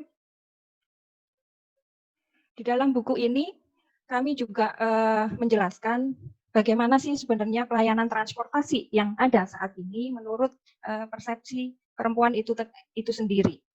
Jadi di sana mungkin kenyamanan satu orang perempuan dengan perempuan yang lainnya itu akan berbeda. Apalagi ketika seseorang itu adalah pengguna angkutan yang mempunyai dua pilihan atau choice. Dia punya pilihan menggunakan angkutan pribadi atau menggunakan angkutan umum, gitu. Jadi ada dua sebenarnya yang pengguna dibagi menjadi choice dan captive. Gitu. Kalau yang choice dia masih punya pilihan terhadap angkutan, kemudian kalau yang captive dia sangat tergantung kepada satu moda angkutan umum. Baik. Kemudian dari sisi kenyamanan, biasanya perempuan itu dilihat dari apakah dia menggunakan di dalam angkutan umum itu tersedia AC atau cukup bersih, atau ada variabel lain yang bisa mempengaruhi seseorang untuk memilih moda transportasi. Kemudian di dalam buku ini juga saya menjelaskan sedikit tentang beberapa pemodelan-pemodelan yang bisa digunakan untuk memprediksi sebenarnya bagaimana suatu layanan itu bisa memberikan pelayanan yang maksimal, terutama sekali angkutan umum terhadap penggunanya. Jadi ada beberapa metode kita bisa menggunakan IPA atau Important Performance Analysis, di mana kita bisa memprediksi mana yang harus diprioritaskan untuk ditangani terlebih dahulu, kemudian mana yang harusnya itu diprioritaskan untuk ditingkatkan, kemudian mana yang seharusnya variabel itu sebenarnya tidak terlalu berpengaruh. Gitu. Kemudian ada beberapa lagi ketika kita menggunakan variabel yang dia tidak bisa diukur secara langsung. Jadi kita menggunakan metode SEM di sini atau struktur equation model. Jadi di SEM ini kita bisa mengukur beberapa variabel yang dia kalau menggunakan model pengukuran secara langsung tidak bisa. Jadi ini adalah beberapa variabel yang mempunyai subvariabel, gitu. Kemudian kita bisa menggunakan untuk model-model SEM ini bisa menggunakan software bantu, misalnya dengan menggunakan Smart PLS, kemudian menggunakan LISREL, gitu. Dan selanjutnya ada ini tampilan yang saya berikan untuk hasil-hasil running dari sebuah metode SEM. Kemudian untuk agar kita bisa atau mempengaruhi seseorang untuk berpindah dari angkutan pribadi ke angkutan umum, kita bisa menggunakan model state preference. Jadi memberikan beberapa pertanyaan-pertanyaan yang diberikan kepada responden dengan beberapa skenario. Model ini bisa memprediksi untuk jika kita akan memberlakukan atau akan mengoperasionalkan angkutan umum yang baru, yang sebelumnya belum ada. Jadi bisa menggunakan model state preference. Oke. Kemudian dari stakeholder sendiri atau operator angkutan umum, ada beberapa pilihan yang memang harus dipilih oleh stakeholder. Gitu. Apakah dia akan mengoperasikan misalnya dengan jenis kereta api kah atau dengan jenis halo. Ya, jadi ini model yang kita bisa gunakan atau operator gunakan untuk belum keluar. Ya, sudah. Sudah. Oke. Jadi di bab terakhir saya cantumkan juga bagaimana kita teknik survei yang mohon maaf, Bapak Ibu. Halo. Ya, silakan. Nggak Oke. apa-apa Bu, teruskan. Ya, jadi di pembahasan terakhir saya cantumkan survei yang biasa kita gunakan untuk mengambil sampel penelitian, terutama yang untuk angkutan umum. Jadi formnya juga ditampilkan di sana. Kemudian silakan. Oke. Halo Bapak, Pak Iwan mohon dibantu dilanjutkan mungkin sebagai penulis kedua. Pak Iwan, terus conclusion aja. Ya. Tarian Ayat. Sebenarnya saya hanya supporting dari kawan-kawan untuk membuat buku. Kebetulan Bu Ati ini adik kelas saya waktu di Brawijaya S3. Cuma bedanya Bu Ati itu cum laude, saya tidak cum laude, bedanya hanya itu. Ya, sekarang apa? Artinya seorang kumlot itu kadang belum tentu punya keyakinan menulis buku. Karena yang tidak kumlot malah lebih bonek. Belum. Jadi saya mendorong Bu Ati karena keilmuannya Bu Ati ini sama seperti saya transportasi. Kalau Bu Ati angkatan ketiga kalau nggak salah, saya angkatan pertama di bayi saya. Jadi saya mendorong Bu Ati membuat buku transportasi untuk pertama kalinya. Bahannya apa? Dasarnya dari disertasi. Biasanya seorang dosen, lecturer itu senang membuat artikel. Tapi kadang artikelnya itu plagiatnya juga besar. Sedangkan kalau buku, kalau plagiat agak besar mungkin masih jarang dicuritin ya. Tapi kalau artikel jadi masalah kalau dari plagiat. Itu yang mendorong saya membantu Bu Ati mengimplementasi dari disertasinya Bu Ati untuk menjadi sebuah karya lain selain artikel maupun bukti kelulusannya Bu Ati sebagai doktor, yaitu berupa buku. Karya buku ini punya nilai angka kredit yang cukup tinggi selain artikel. Ini kadang tidak dipahami sama seorang dosen. Karena kesulitan, baik kesulitan menulis atau kesulitan menerbitkan. Bahkan yang terakhir, kesulitan keuangan. Nah, ini biasanya dosen-dosen keuangan. Ya. Tapi kalau Bu Salina bisa dapat grant di Malaysia Rp10.000, 35 juta kurang lebih Bu Salina ya. Kalau di Indonesia kurang lebih 20-25 juta kalau dapat grant. Ini yang mendorong saya. Jadi, penelitiannya Bu Ati ini cukup menarik karena tidak banyak dikupas banyak orang. Makanya menjadi temuannya Bu Ati menjadi doktor. Jadi hal yang sepele, tapi orang lain tidak tahu gitu. Kadang kita itu berpikir secara luas, jadi bingung sendiri apa yang mau ditulis itu kan gitu. Jadi idenya dikumpulin semua gitu. Tapi tidak pernah ditulis. Gitu. Apalagi dirumuskan kan gitu. Nah, ini yang kita buat. Yang tahu modelnya tentunya Bu Ati, karena Bu Ati yang mengerjakan modeling perempuannya itu. Sedangkan saya hanya membantu cara berpikir membuat sebuah buku. Saya belajar membuat buku ya dari hasil coba-coba sebenarnya. Gitu. Tidak sempurna, tapi kalau sudah mendapat pengakuan ISBN, artinya paling tidak kita sudah layak.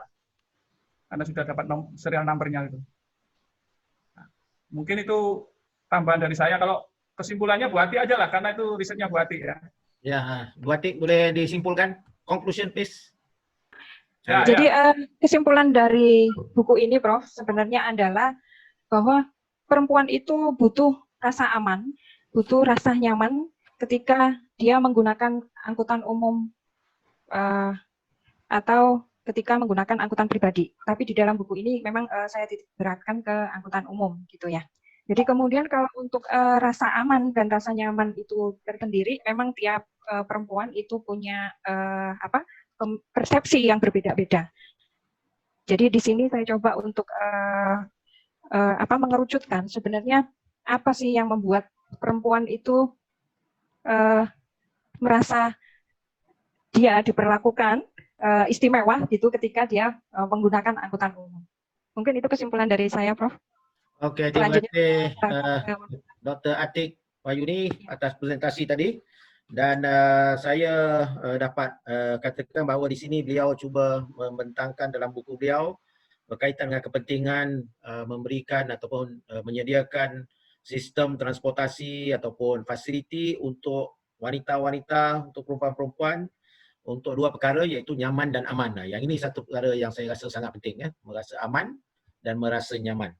Dan dalam buku beliau juga terdapat perkara-perkara yang berkaitan dengan kajian transportasi lanjutan berkaitan dengan mod dan juga berkaitan dengan model-model, dan ini saya rasa boleh digunakan sebagai bahan rujukan, buku rujukan bagi mana-mana penyelidik ataupun researcher ataupun peneliti dalam bidang transportasi agar mereka boleh membuat satu penyelidikan yang lengkap. Baik, dan ini satu lagi buku yang dihasilkan daripada research lah. Saya ingin membuka soalan kepada semua peserta-peserta yang masih lagi online untuk dua penulis ini, iaitu Ibu Endang Nurhartati dan juga Ibu Atik Wahyuni. Saya persilakan yang pertama Pak Muhammad Nur Tamyiz. Ada soalan? Masih online, Pak? Pak Tamyiz itu pembimbing student saya tuh. Ya, silakan Pak. Ada soalan tadi? Kelihatannya signalnya kurang bagus tadi. Kalau sementara menunggu beliau, kita buka kepada Pak Novianto Eko Nugroho. Masih online? Pak Novianto, ada soalan?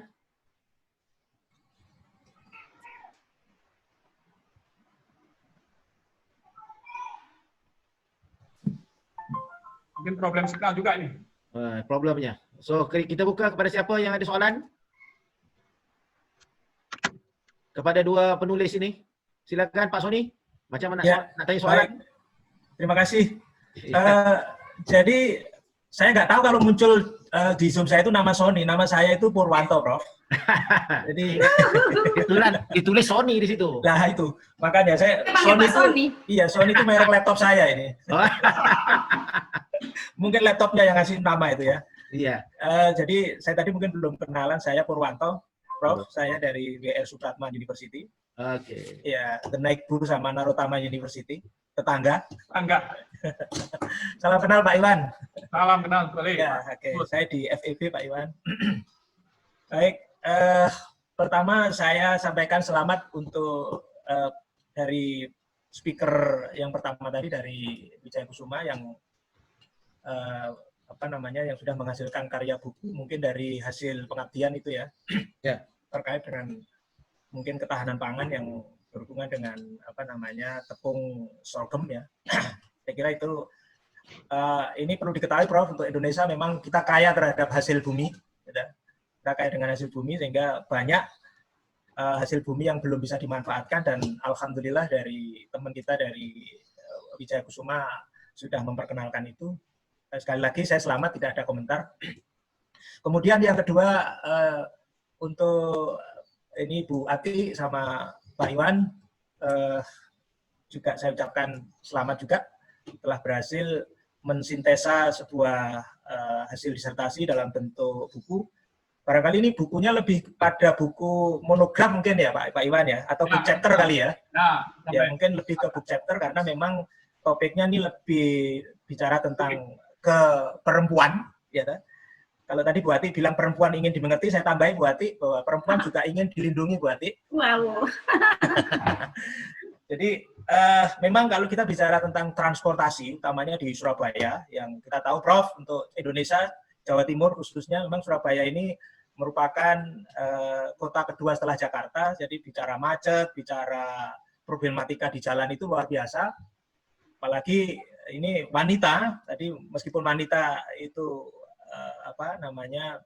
saat ini emansipasinya luar biasa, tapi bagaimana juga secara fisikly wanita tetap harus dilindungi. Jadi ada 7 variabel tadi yang terkait dengan persepsi wanita terhadap transportasi ya, mulai dari kenyamanan, keterjangkauan dan lain sebagainya. Mungkin tadi ada variabel yang barangkali perlu dipikirkan, keterlindungan barangkali itu yang perlu ditambahkan juga. Jadi mungkin itu persepsi wanita, tapi laki-laki melihat wanita juga jauh lebih besar dibanding wanita itu sendiri melihat dirinya sendiri. Jadi barangkali saya pribadi sebagai laki-laki, Pak Iwan laki-laki, Prof Idrus juga laki-laki, barangkali akan lebih bisa melihat itu. Kalau wanita melihat dirinya sendiri mungkin tidak sekomprehensif kalau kita melihat wanita ya Prof ya, Pak Iwan ya. Nah ini pentingnya saya membantu ya ini. Iya. Jadi Bu Ati, jadi selain 7 variabel tadi, barangkali itu bisa ditambahkan itu tadi, keterlindungan barangkali ya. Keterlindungan. Jadi meskipun ada emansipasi, tapi laki-laki tetap akan melindungi keberadaan gender atau perempuan. Barangkali itu. Jadi sekali lagi saya sampaikan selamat atas book chapter-nya atau mungkin monografnya untuk Bu Ati sama Pak Iwan. Dan saya kira itu komentar saya, Prof. Terus cukup. Oke. Terima kasih. Terima kasih. Assalamualaikum warahmatullahi wabarakatuh. Waalaikumsalam. Pak Purwanto ya. Purwanto. Oke, terima kasih. Sebab ditulis Sony, jadi saya panggil Sony. Iya. Iya, ternyata saya tadi tidak login, jadi langsung saya klik ya. Saya harus login dulu di Zoom saya. jadi kan muncul saya. Mohon maaf ya. Nah, jadi nama saya itu. Oke, terima kasih. Oke, ada respon daripada Ibu Endang, silakan. Ya, saya respon aja lah kalau ada yang respon. Respon saya hanya selamat buat Bu Endang. Semoga sukses untuk secepatnya dokternya turun. Amin. Bu Endang. Terima kasih. Ya, selamat Bu Endang. Ya, disertasinya segera selesai. Iya, saya itu tadi nama saya Prof. Idrus. Saya itu tadi mendengar Bu Endang apa ini? Sorghum. Saya itu kok nggak kenal sorghum ya, suatu namanya. Yang bahasa Jawanya apa? Jagung cantel. Cantel, bukan. Tepung jagung cantel. Saya orang Tuban, jadi ya saya Tuban ada, Bu. Di Tuban ada. Di Tuban juga ada.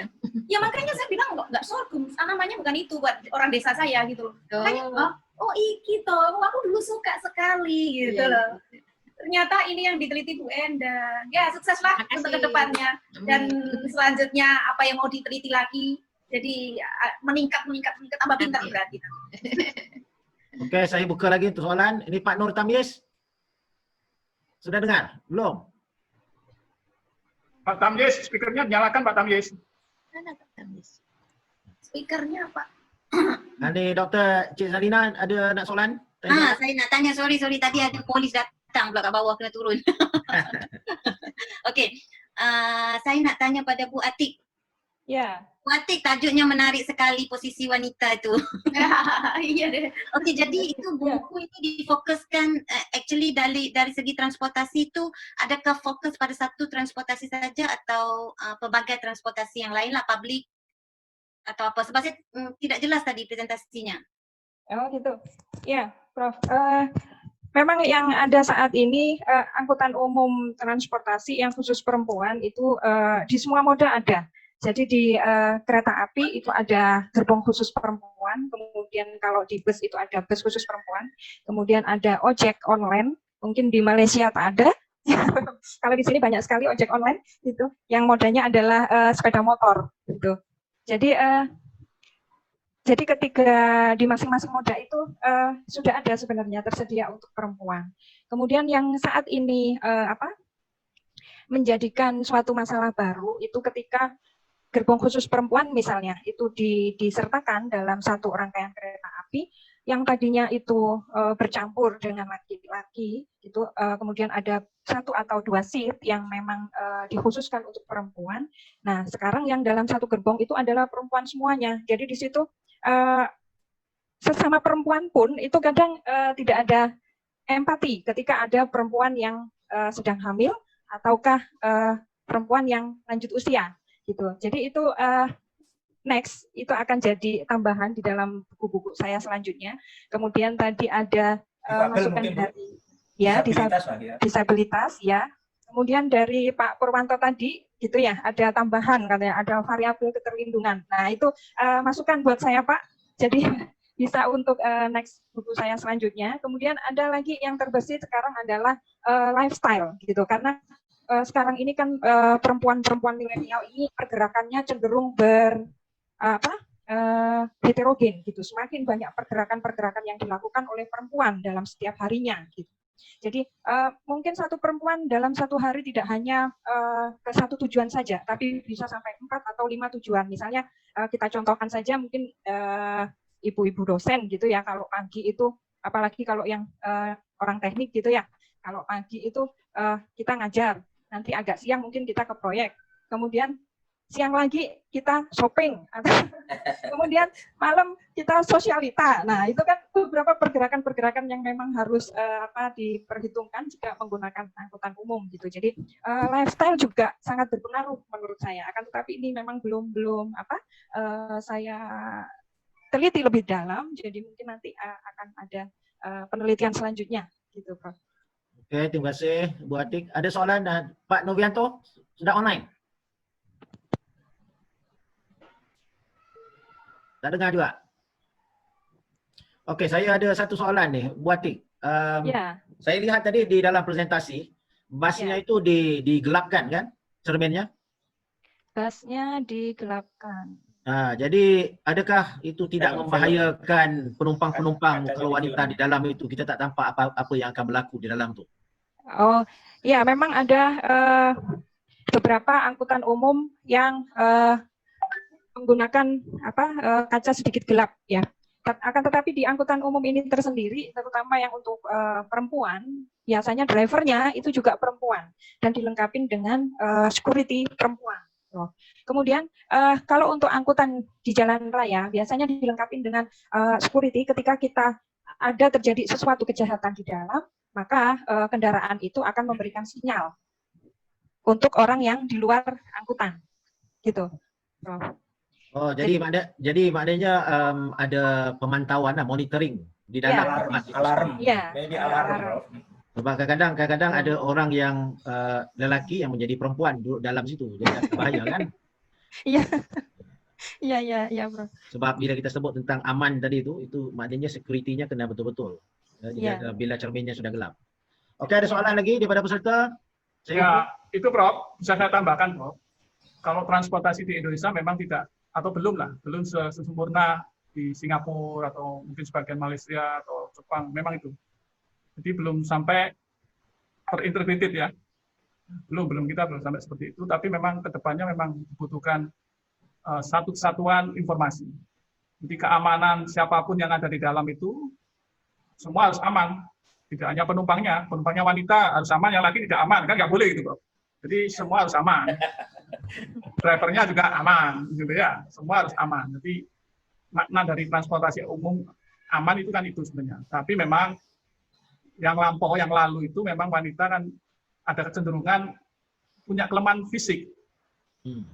Jadi kelemahan fisik ini yang harus kita protek, memberi alokasi tempat khusus. Nah, sebenarnya kan itu kalau wanita seperti apa itu superhero yang wanita itu superwoman atau apa itu enak aja itu kan juga. Itu dalam film Pak. Ya. Masalahnya untuk wanita khususnya Asia itu kan kecil gitu. Jadi tidak terlalu tangguh dibanding laki-laki, akhirnya diberi tempat khusus untuk wanita. Jadi apa yang disampaikan Bu Ati tadi nanti yang menjadi problem wanita itu kalau tidak saling mengerti. Karena ada kasus wanita itu saling berebut tempat itu. Jadi ada penelitian maupun kejadian nyata yang memang berebut. Jadi masukan Pak Pur tadi bisa menjadi referensi kami. Tapi lebih bagus menjadi jurnalis Scopus kalau itu, Prof. Betul. Ya, betul. Kalau perempuan diperebutkan, Pak Iwan? Ya. Saya tanya Prof Idrus nanti. Ya. Jadi kenapa saya membuat event ini? Aslinya karena wanita sebenarnya. Iya. Kita dihormatin loh sama Pak Rektor loh. Dan saya tertarik juga karena wanita nih para speakernya ini. Selamat untuk Hari Wanita ini. Winter Pak Iwan memang. Jadi saya ingat oleh karena sekarang jam menunjukkan jam 12.20. Mohon maaf, Prof. Ini satu ada orang ini dipanggil-panggil muncul ini. Pak Novi katanya mau tanya ini. Siapa? Pak Novi? Mana? Ini. Sudah online. Ayo Pak Novi katanya mau tanya. Waduh. Prof, boleh nambahkan, Prof? Oh iya. Ada soalan. Last. Menambahkan, Prof. Soalan akhir. Prof, izin Prof, saya mau nambahkan. Silakan. Makasih Prof. Tadi terima kasih Pak Purwanto dan semuanya Pak Rektor, Bu Asma dan Prof Jalina semua yang telah mendoakan saya. Amin. Jadi, mungkin saya cerita di sini bahwa disertasi saya tentang pendidikan entrepreneurship era industri 4.0. Nah, insya Allah ini saya teruskan untuk lebih memasyarakatkan sorghum sebagai pangan alternatif dan mohon doanya mungkin setelah itu merintis untuk membuat agrowisata sorghum yang belum ada di Indonesia, jadi wisata pendidikan berbasis sorghum. Jadi mulai dari awal pembibitan, penanaman sampai produk. Dari di sini saya akan menggandeng semua entrepreneur yang ada yang KM untuk lebih memaksimalkan dari pangan alternatif ini. Jadi mohon doanya dan mudah-mudahan bisa terrealisasi. Amin. Itu Prof, terima kasih semuanya. Terima kasih semuanya. Jadi saya mengucapkan ribuan terima kasih kepada 4 penulis buku tadi yang telah membentangkan buku-buku mereka, kandungan buku mereka dan juga apa yang telah mereka lakukan dan hasrat mereka, dan saya bagi pihak penganjur mengucapkan ribuan terima kasih. Dan untuk mengakhiri, saya rasa moderation proses ini saya ingin berikan tips lah untuk semua penulis dan juga pakar-pakar penulis dan juga kepada ibu-ibu yang ingin menulis, pertama sekali bila kita nak menulis ni, kita kena pastikan jangan kita fikir tak boleh. Kita kena sentiasa fikir boleh. Jangan fikirkan kita mau melengkapkan apa yang kita mau tulis. Lakukan sahaja apa yang kita mau tulis. Itu yang pertama sekali. So there shouldn't be any doubts lah. Maknanya jangan rasa sangsi terhadap diri sendiri. Keduanya, kumpulkan bahan-bahan yang ingin dituliskan. Fikirkan apakah perkara yang ingin ditulis. Ya. Jadi kalau sudah ada idea, just go for it dan laksanakan ia sebaik yang mungkin. Yang ketiga, kumpulkan teman-teman untuk sama-sama menulis dan berikan motivasi. Ini sangat penting sebab teamwork ini kadang-kadang memberikan kita ruang dan peluang untuk menulis dengan baik. Jadi itu dengan penuh yakin kita akan menulis. Tetapi ada juga penulis yang secara individu, dia suka duduk seorang-seorang kan. Jadi itu adalah cara masing-masing lah. Tapi kebanyakan daripada teman-teman saya di Malaysia, mereka suka mencari teman-teman lain atau kawan-kawan untuk menulis bersama-sama. Yang keempat, cari penerbit ya, dan publisher yang boleh dipercayai. Ini sangat penting sebab ada juga penulis-penulis yang bukunya diberikan pada penerbit, akhirnya diterbitkan oleh penerbit itu tanpa memaklumkan kepada penulis dan mengubah tajuk kadang-kadang dan juga bahan itu digunakan untuk perkara lain. Ini sangat penting. Kita kena jaga copyright kita, ya, our IP, intellectual properties, because a book is your property, it's not others' property. Yang kelima, cari proofreader yang baik. Proofreader ni boleh menjadi orang yang menyemak buku kita ataupun menjadi editor at the same time. Jadi macam Ibu Asmara tadi, dia kata dia jadi editor sendiri. So I think it's good. It's a good thing that you have done. Khususnya masa pandemik COVID-19 ni. Ni banyak masa ni. Tapi di Malaysia kita ada sehingga 12 Mei. Tak tahu lagi sama ada kita akan sambung lagi 2 minggu ataupun tidak. Tetapi kalau ada masa, this is a good time for you to write a book. Yang keenam, bagi penulis-penulis, 4 writers kita pada pagi ini, saya harapkan kita terus perbaiki buku kita, bahan buku kita ini melalui komen-komen umum dan juga komen diri sendirilah, your self-comment.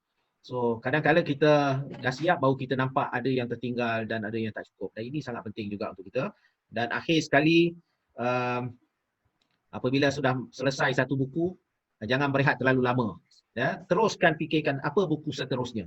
Ini akan memberikan kita momentum yang lebih baik dan untuk kita terus berkarya untuk menulis. Seperti yang disebut oleh Pak Iwan kepada saya, sesuatu karya itu adalah karya kita, idea kita, tetapi ianya sebenarnya datang daripada ilham yang Allah Subhanahu Wa Taala telah berikan kepada kita. Amin. Sebenarnya hari Jumaat dan juga bulan Ramadan ini kita sama-sama berdoa agar apa yang kita telah lakukan, ya, apa yang kita telah tulis itu menjadi suatu amal jariah dan juga bermanfaat kepada semua. InsyaAllah. Ya, dan saya sekali lagi mengucapkan ribuan terima kasih kepada Universitas Narotama, khususnya Pak Iwan Narotama, Rektor Narotama, dan juga kepada rakan-rakan yang telah mengambil bahagian. Dan saya juga berharap dan berdoa agar semua ahli-ahli akademik di Indonesia, di Malaysia akan terus berkarya, menulis buku. Bukan setakat menulis bahan-bahan jurnal, tapi juga akan terus berkarya bukan untuk diri sendiri, tapi juga adalah untuk masyarakat, insyaAllah. Dan untuk itu saya ucapkan terima kasih dan minta maaf kalau ada kesalahan dan salah silap saya. Dan oleh kerana Ibu Ani Wulandari dah menunggu dah tu untuk menutup, saya serahkan kepada Ibu Ani untuk sesi penutupan. Silakan Ibu Ani. Terima kasih. Oke, saya rasa Prof. Idrus layak ya dapat tepuk tangan, kita kasih tepuk tangan dulu. Mantap sekali. Emang ini kalau moderatornya pas, jadinya gayang begini ya. Gayang tahu nggak Prof? Bahasa Indonesia ini bahasa Jawa. Gayang tahu nggak Prof. Idrus? Tak tahu. Gayang apa dalam bahasa Inggris? Gayang Jawa. Gayang itu nikmat luar dalam, Prof. Nah, buyu kekeluargaan gitu. Di Malaysia yang ada goyang saya, gayang tak? Nikmat luar dalam. Oke, jadi dari diskusi ini Bapak Ibu semua dari book review ini kita sudah lihat betapa banyak insight yang bisa kita dapat dari penelitian teman-teman semuanya, inovasi-inovasi baru, dan ternyata peran kita sebagai audiens dan juga speaker saling melengkapi satu sama lain, mendapatkan ide mungkin inspirasi untuk penelitian selanjutnya atau buku selanjutnya. Jadi untuk Pak Iwan, edisi selanjutnya kayaknya ditunggu ini Pak. Ini pasti ada sequelnya ini, nggak mungkin ini yang pertama dan yang terakhir. Bapak-bapak selanjutnya ya. Betul, Bapak-bapak. Atau kombinasi juga boleh ya, ganda campuran juga boleh lah ya. Oke. Bapak Ibu terima kasih banyak atas kehadirannya. Saya kasih pesan. Silakan. Pak Iwan. Ya, tentunya saya mewakili Universitas Narutama sangat bangga dan senang Bapak Ibu semuanya bisa berkumpul di dalam bulan Ramadan dalam bentuk pertemuan bersama berupa karya. Apa yang disampaikan Mbak Ani atau Bu Ani tadi, sebenarnya ini saya mengasih kail aja Bu Ani. Pancingan. Ayo. Kalau orang yang sudah kenal saya pasti tahu permainan saya akan kemana nanti gitu. Kalau hari ini ada 2 negara, insya Allah mungkin ada lebih dari 2 negara. Amin, amin. Karena harapan kami sebenarnya sharing bagaimana pola pikir kawan kita yang ada di luar atau di dalam ini dalam membuat suatu karya. Karena kalau karya itu bisa saling melengkapi, bisa akan semakin lebih baik. Bisa dinikmati banyak orang, bisa mendapat masukan dari banyak orang untuk menghasilkan suatu karya yang lebih baik. Memang tidak ada yang sempurna, karena sempurna milik Allah semua, tidak ada yang sempurna. Tapi kalau kita tidak melakukan apapun, ya sama aja gitu. Yang seperti saya bilang itu, sudah memperoleh pendidikan tinggi, tapi tidak banyak menghasilkan karya. Dan ini, karya itu bisa mendapatkan benefit tentunya kan. Bu Endang, sudah saya kira pasti jadi miliarder itu. Dan agrowisata, betul itu, betul. Jangan lupa saya, Bu Endang. Ya, nomor 1. Tiket gratis ya Pak ya? Dan tadi Prof. Idrus sampaikan, Pak Japri sama saya, setting sama saya. Bu Asmara itu kampusnya bukan Narutama Pak ya? Memang bukan. Narutama hanya mentornya aja. Iya, kayak rumah saya itu di sini. Nah itu kalau di ruangan Pak Iwan itu kayak rumah saya sendiri loh, orang kesana kesini, enak dewe. Ya nggak tahu karena bertemannya sudah lama, jadi enak aja. Sampai sekarang pun saya numpang nih.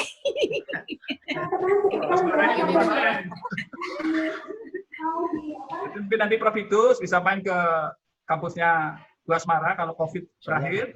Nah, Salina mau punya acara lagi. Ya, wah ketahuan nih. Prof. Zarina ini sudah ke spesial lagi tuh. Ya, Prof. juga ke WK ya. Kalau Bu Salina kan belum apa artinya kan seorang wanita ya. Kalau Stesia tuh banyak wanitanya. Ya Pak Pun atau Prof. Idrus lah, seperti saya yang cocok.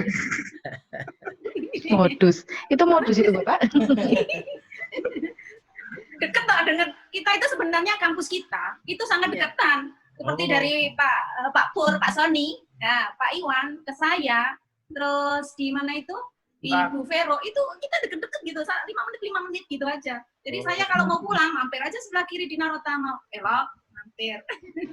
Jadi termasuk zona university kalau di Surabaya itu, Bro. Kolilo. Dalam satu zona itu ada mungkin puluhan kampus university di situ. Jadi mudah-mudahan pertemuan kali ini bukan yang terakhir, bisa menjadi pertemuan berikutnya, Bro. Insya Allah, insya Allah. Terima kasih banyak. So, saya ucapkan. Mbak Ati juga, Mbak Ati. Mas Dalina ditunggu di meja 5. So, saya ucapkan selamat Idul Fitri kepada semua. Amin. Nanti buka lagi, Prof. Idul Fitri mau menjelang. Ini lagu Hari Raya sudah mulai. Iya, dimulai nanti menjelang Hari Raya kita juga buat ini lagi. Minat izin, bapak izinnya di sini. Ya, boleh halal bihalal ya. Iya betul, iya sambil kita cerita apa gitu di sini. Baik. Insya Allah, saya kalau ke Surabaya, saya akan jumpa nanti di sana. Insya Allah, insya Allah. Sebelum saya akhiri, saya ucapkan terima kasih saya lagi buat Bapak Ibu sekalian. Mungkin saya ada permintaan satu dari Prof. Idrus, karena sama-sama seorang transportasi. Nanti Prof. Idrus kami minta kata sambutan untuk transportasi publik yang saya buat ini. Saya bisa menjadi semangat teman-teman yang lain untuk menulis, Prof. Insya Allah, terima kasih. Baik, terima kasih atas pertemuan ini. Saya ucapkan terima kasih. Assalamualaikum warahmatullahi wabarakatuh. Waalaikumsalam. Waalaikumsalam. Baik, Bapak Ibu hadirin, dengan demikian. Mari silakan. Baik, Bapak Ibu hadirin, dengan demikian. Naksir topinya. Wah, kayaknya Prof dapat fans, Prof. Baik, Bapak Ibu hadirin sekalian, dengan demikian maka berakhirlah rangkaian book review oleh female lecturer kali ini. Seperti yang kita sepakati bersama, ini tidak akan menjadi yang terakhir, tapi akan menjadi kail bagi inovasi-inovasi selanjutnya. Terima kasih atas kehadirannya. Stay safe, stay healthy. Minal aidin wal faidin, sukses Ramadan 2020. Assalamualaikum warahmatullahi wabarakatuh. Amin. Terima kasih Mbak Ani. Sampai jumpa. Sampai jumpa. Sampai jumpa semuanya. Terima kasih semuanya. Sampai jumpa. Mbak Ani, Pak Novi, Pak Putri.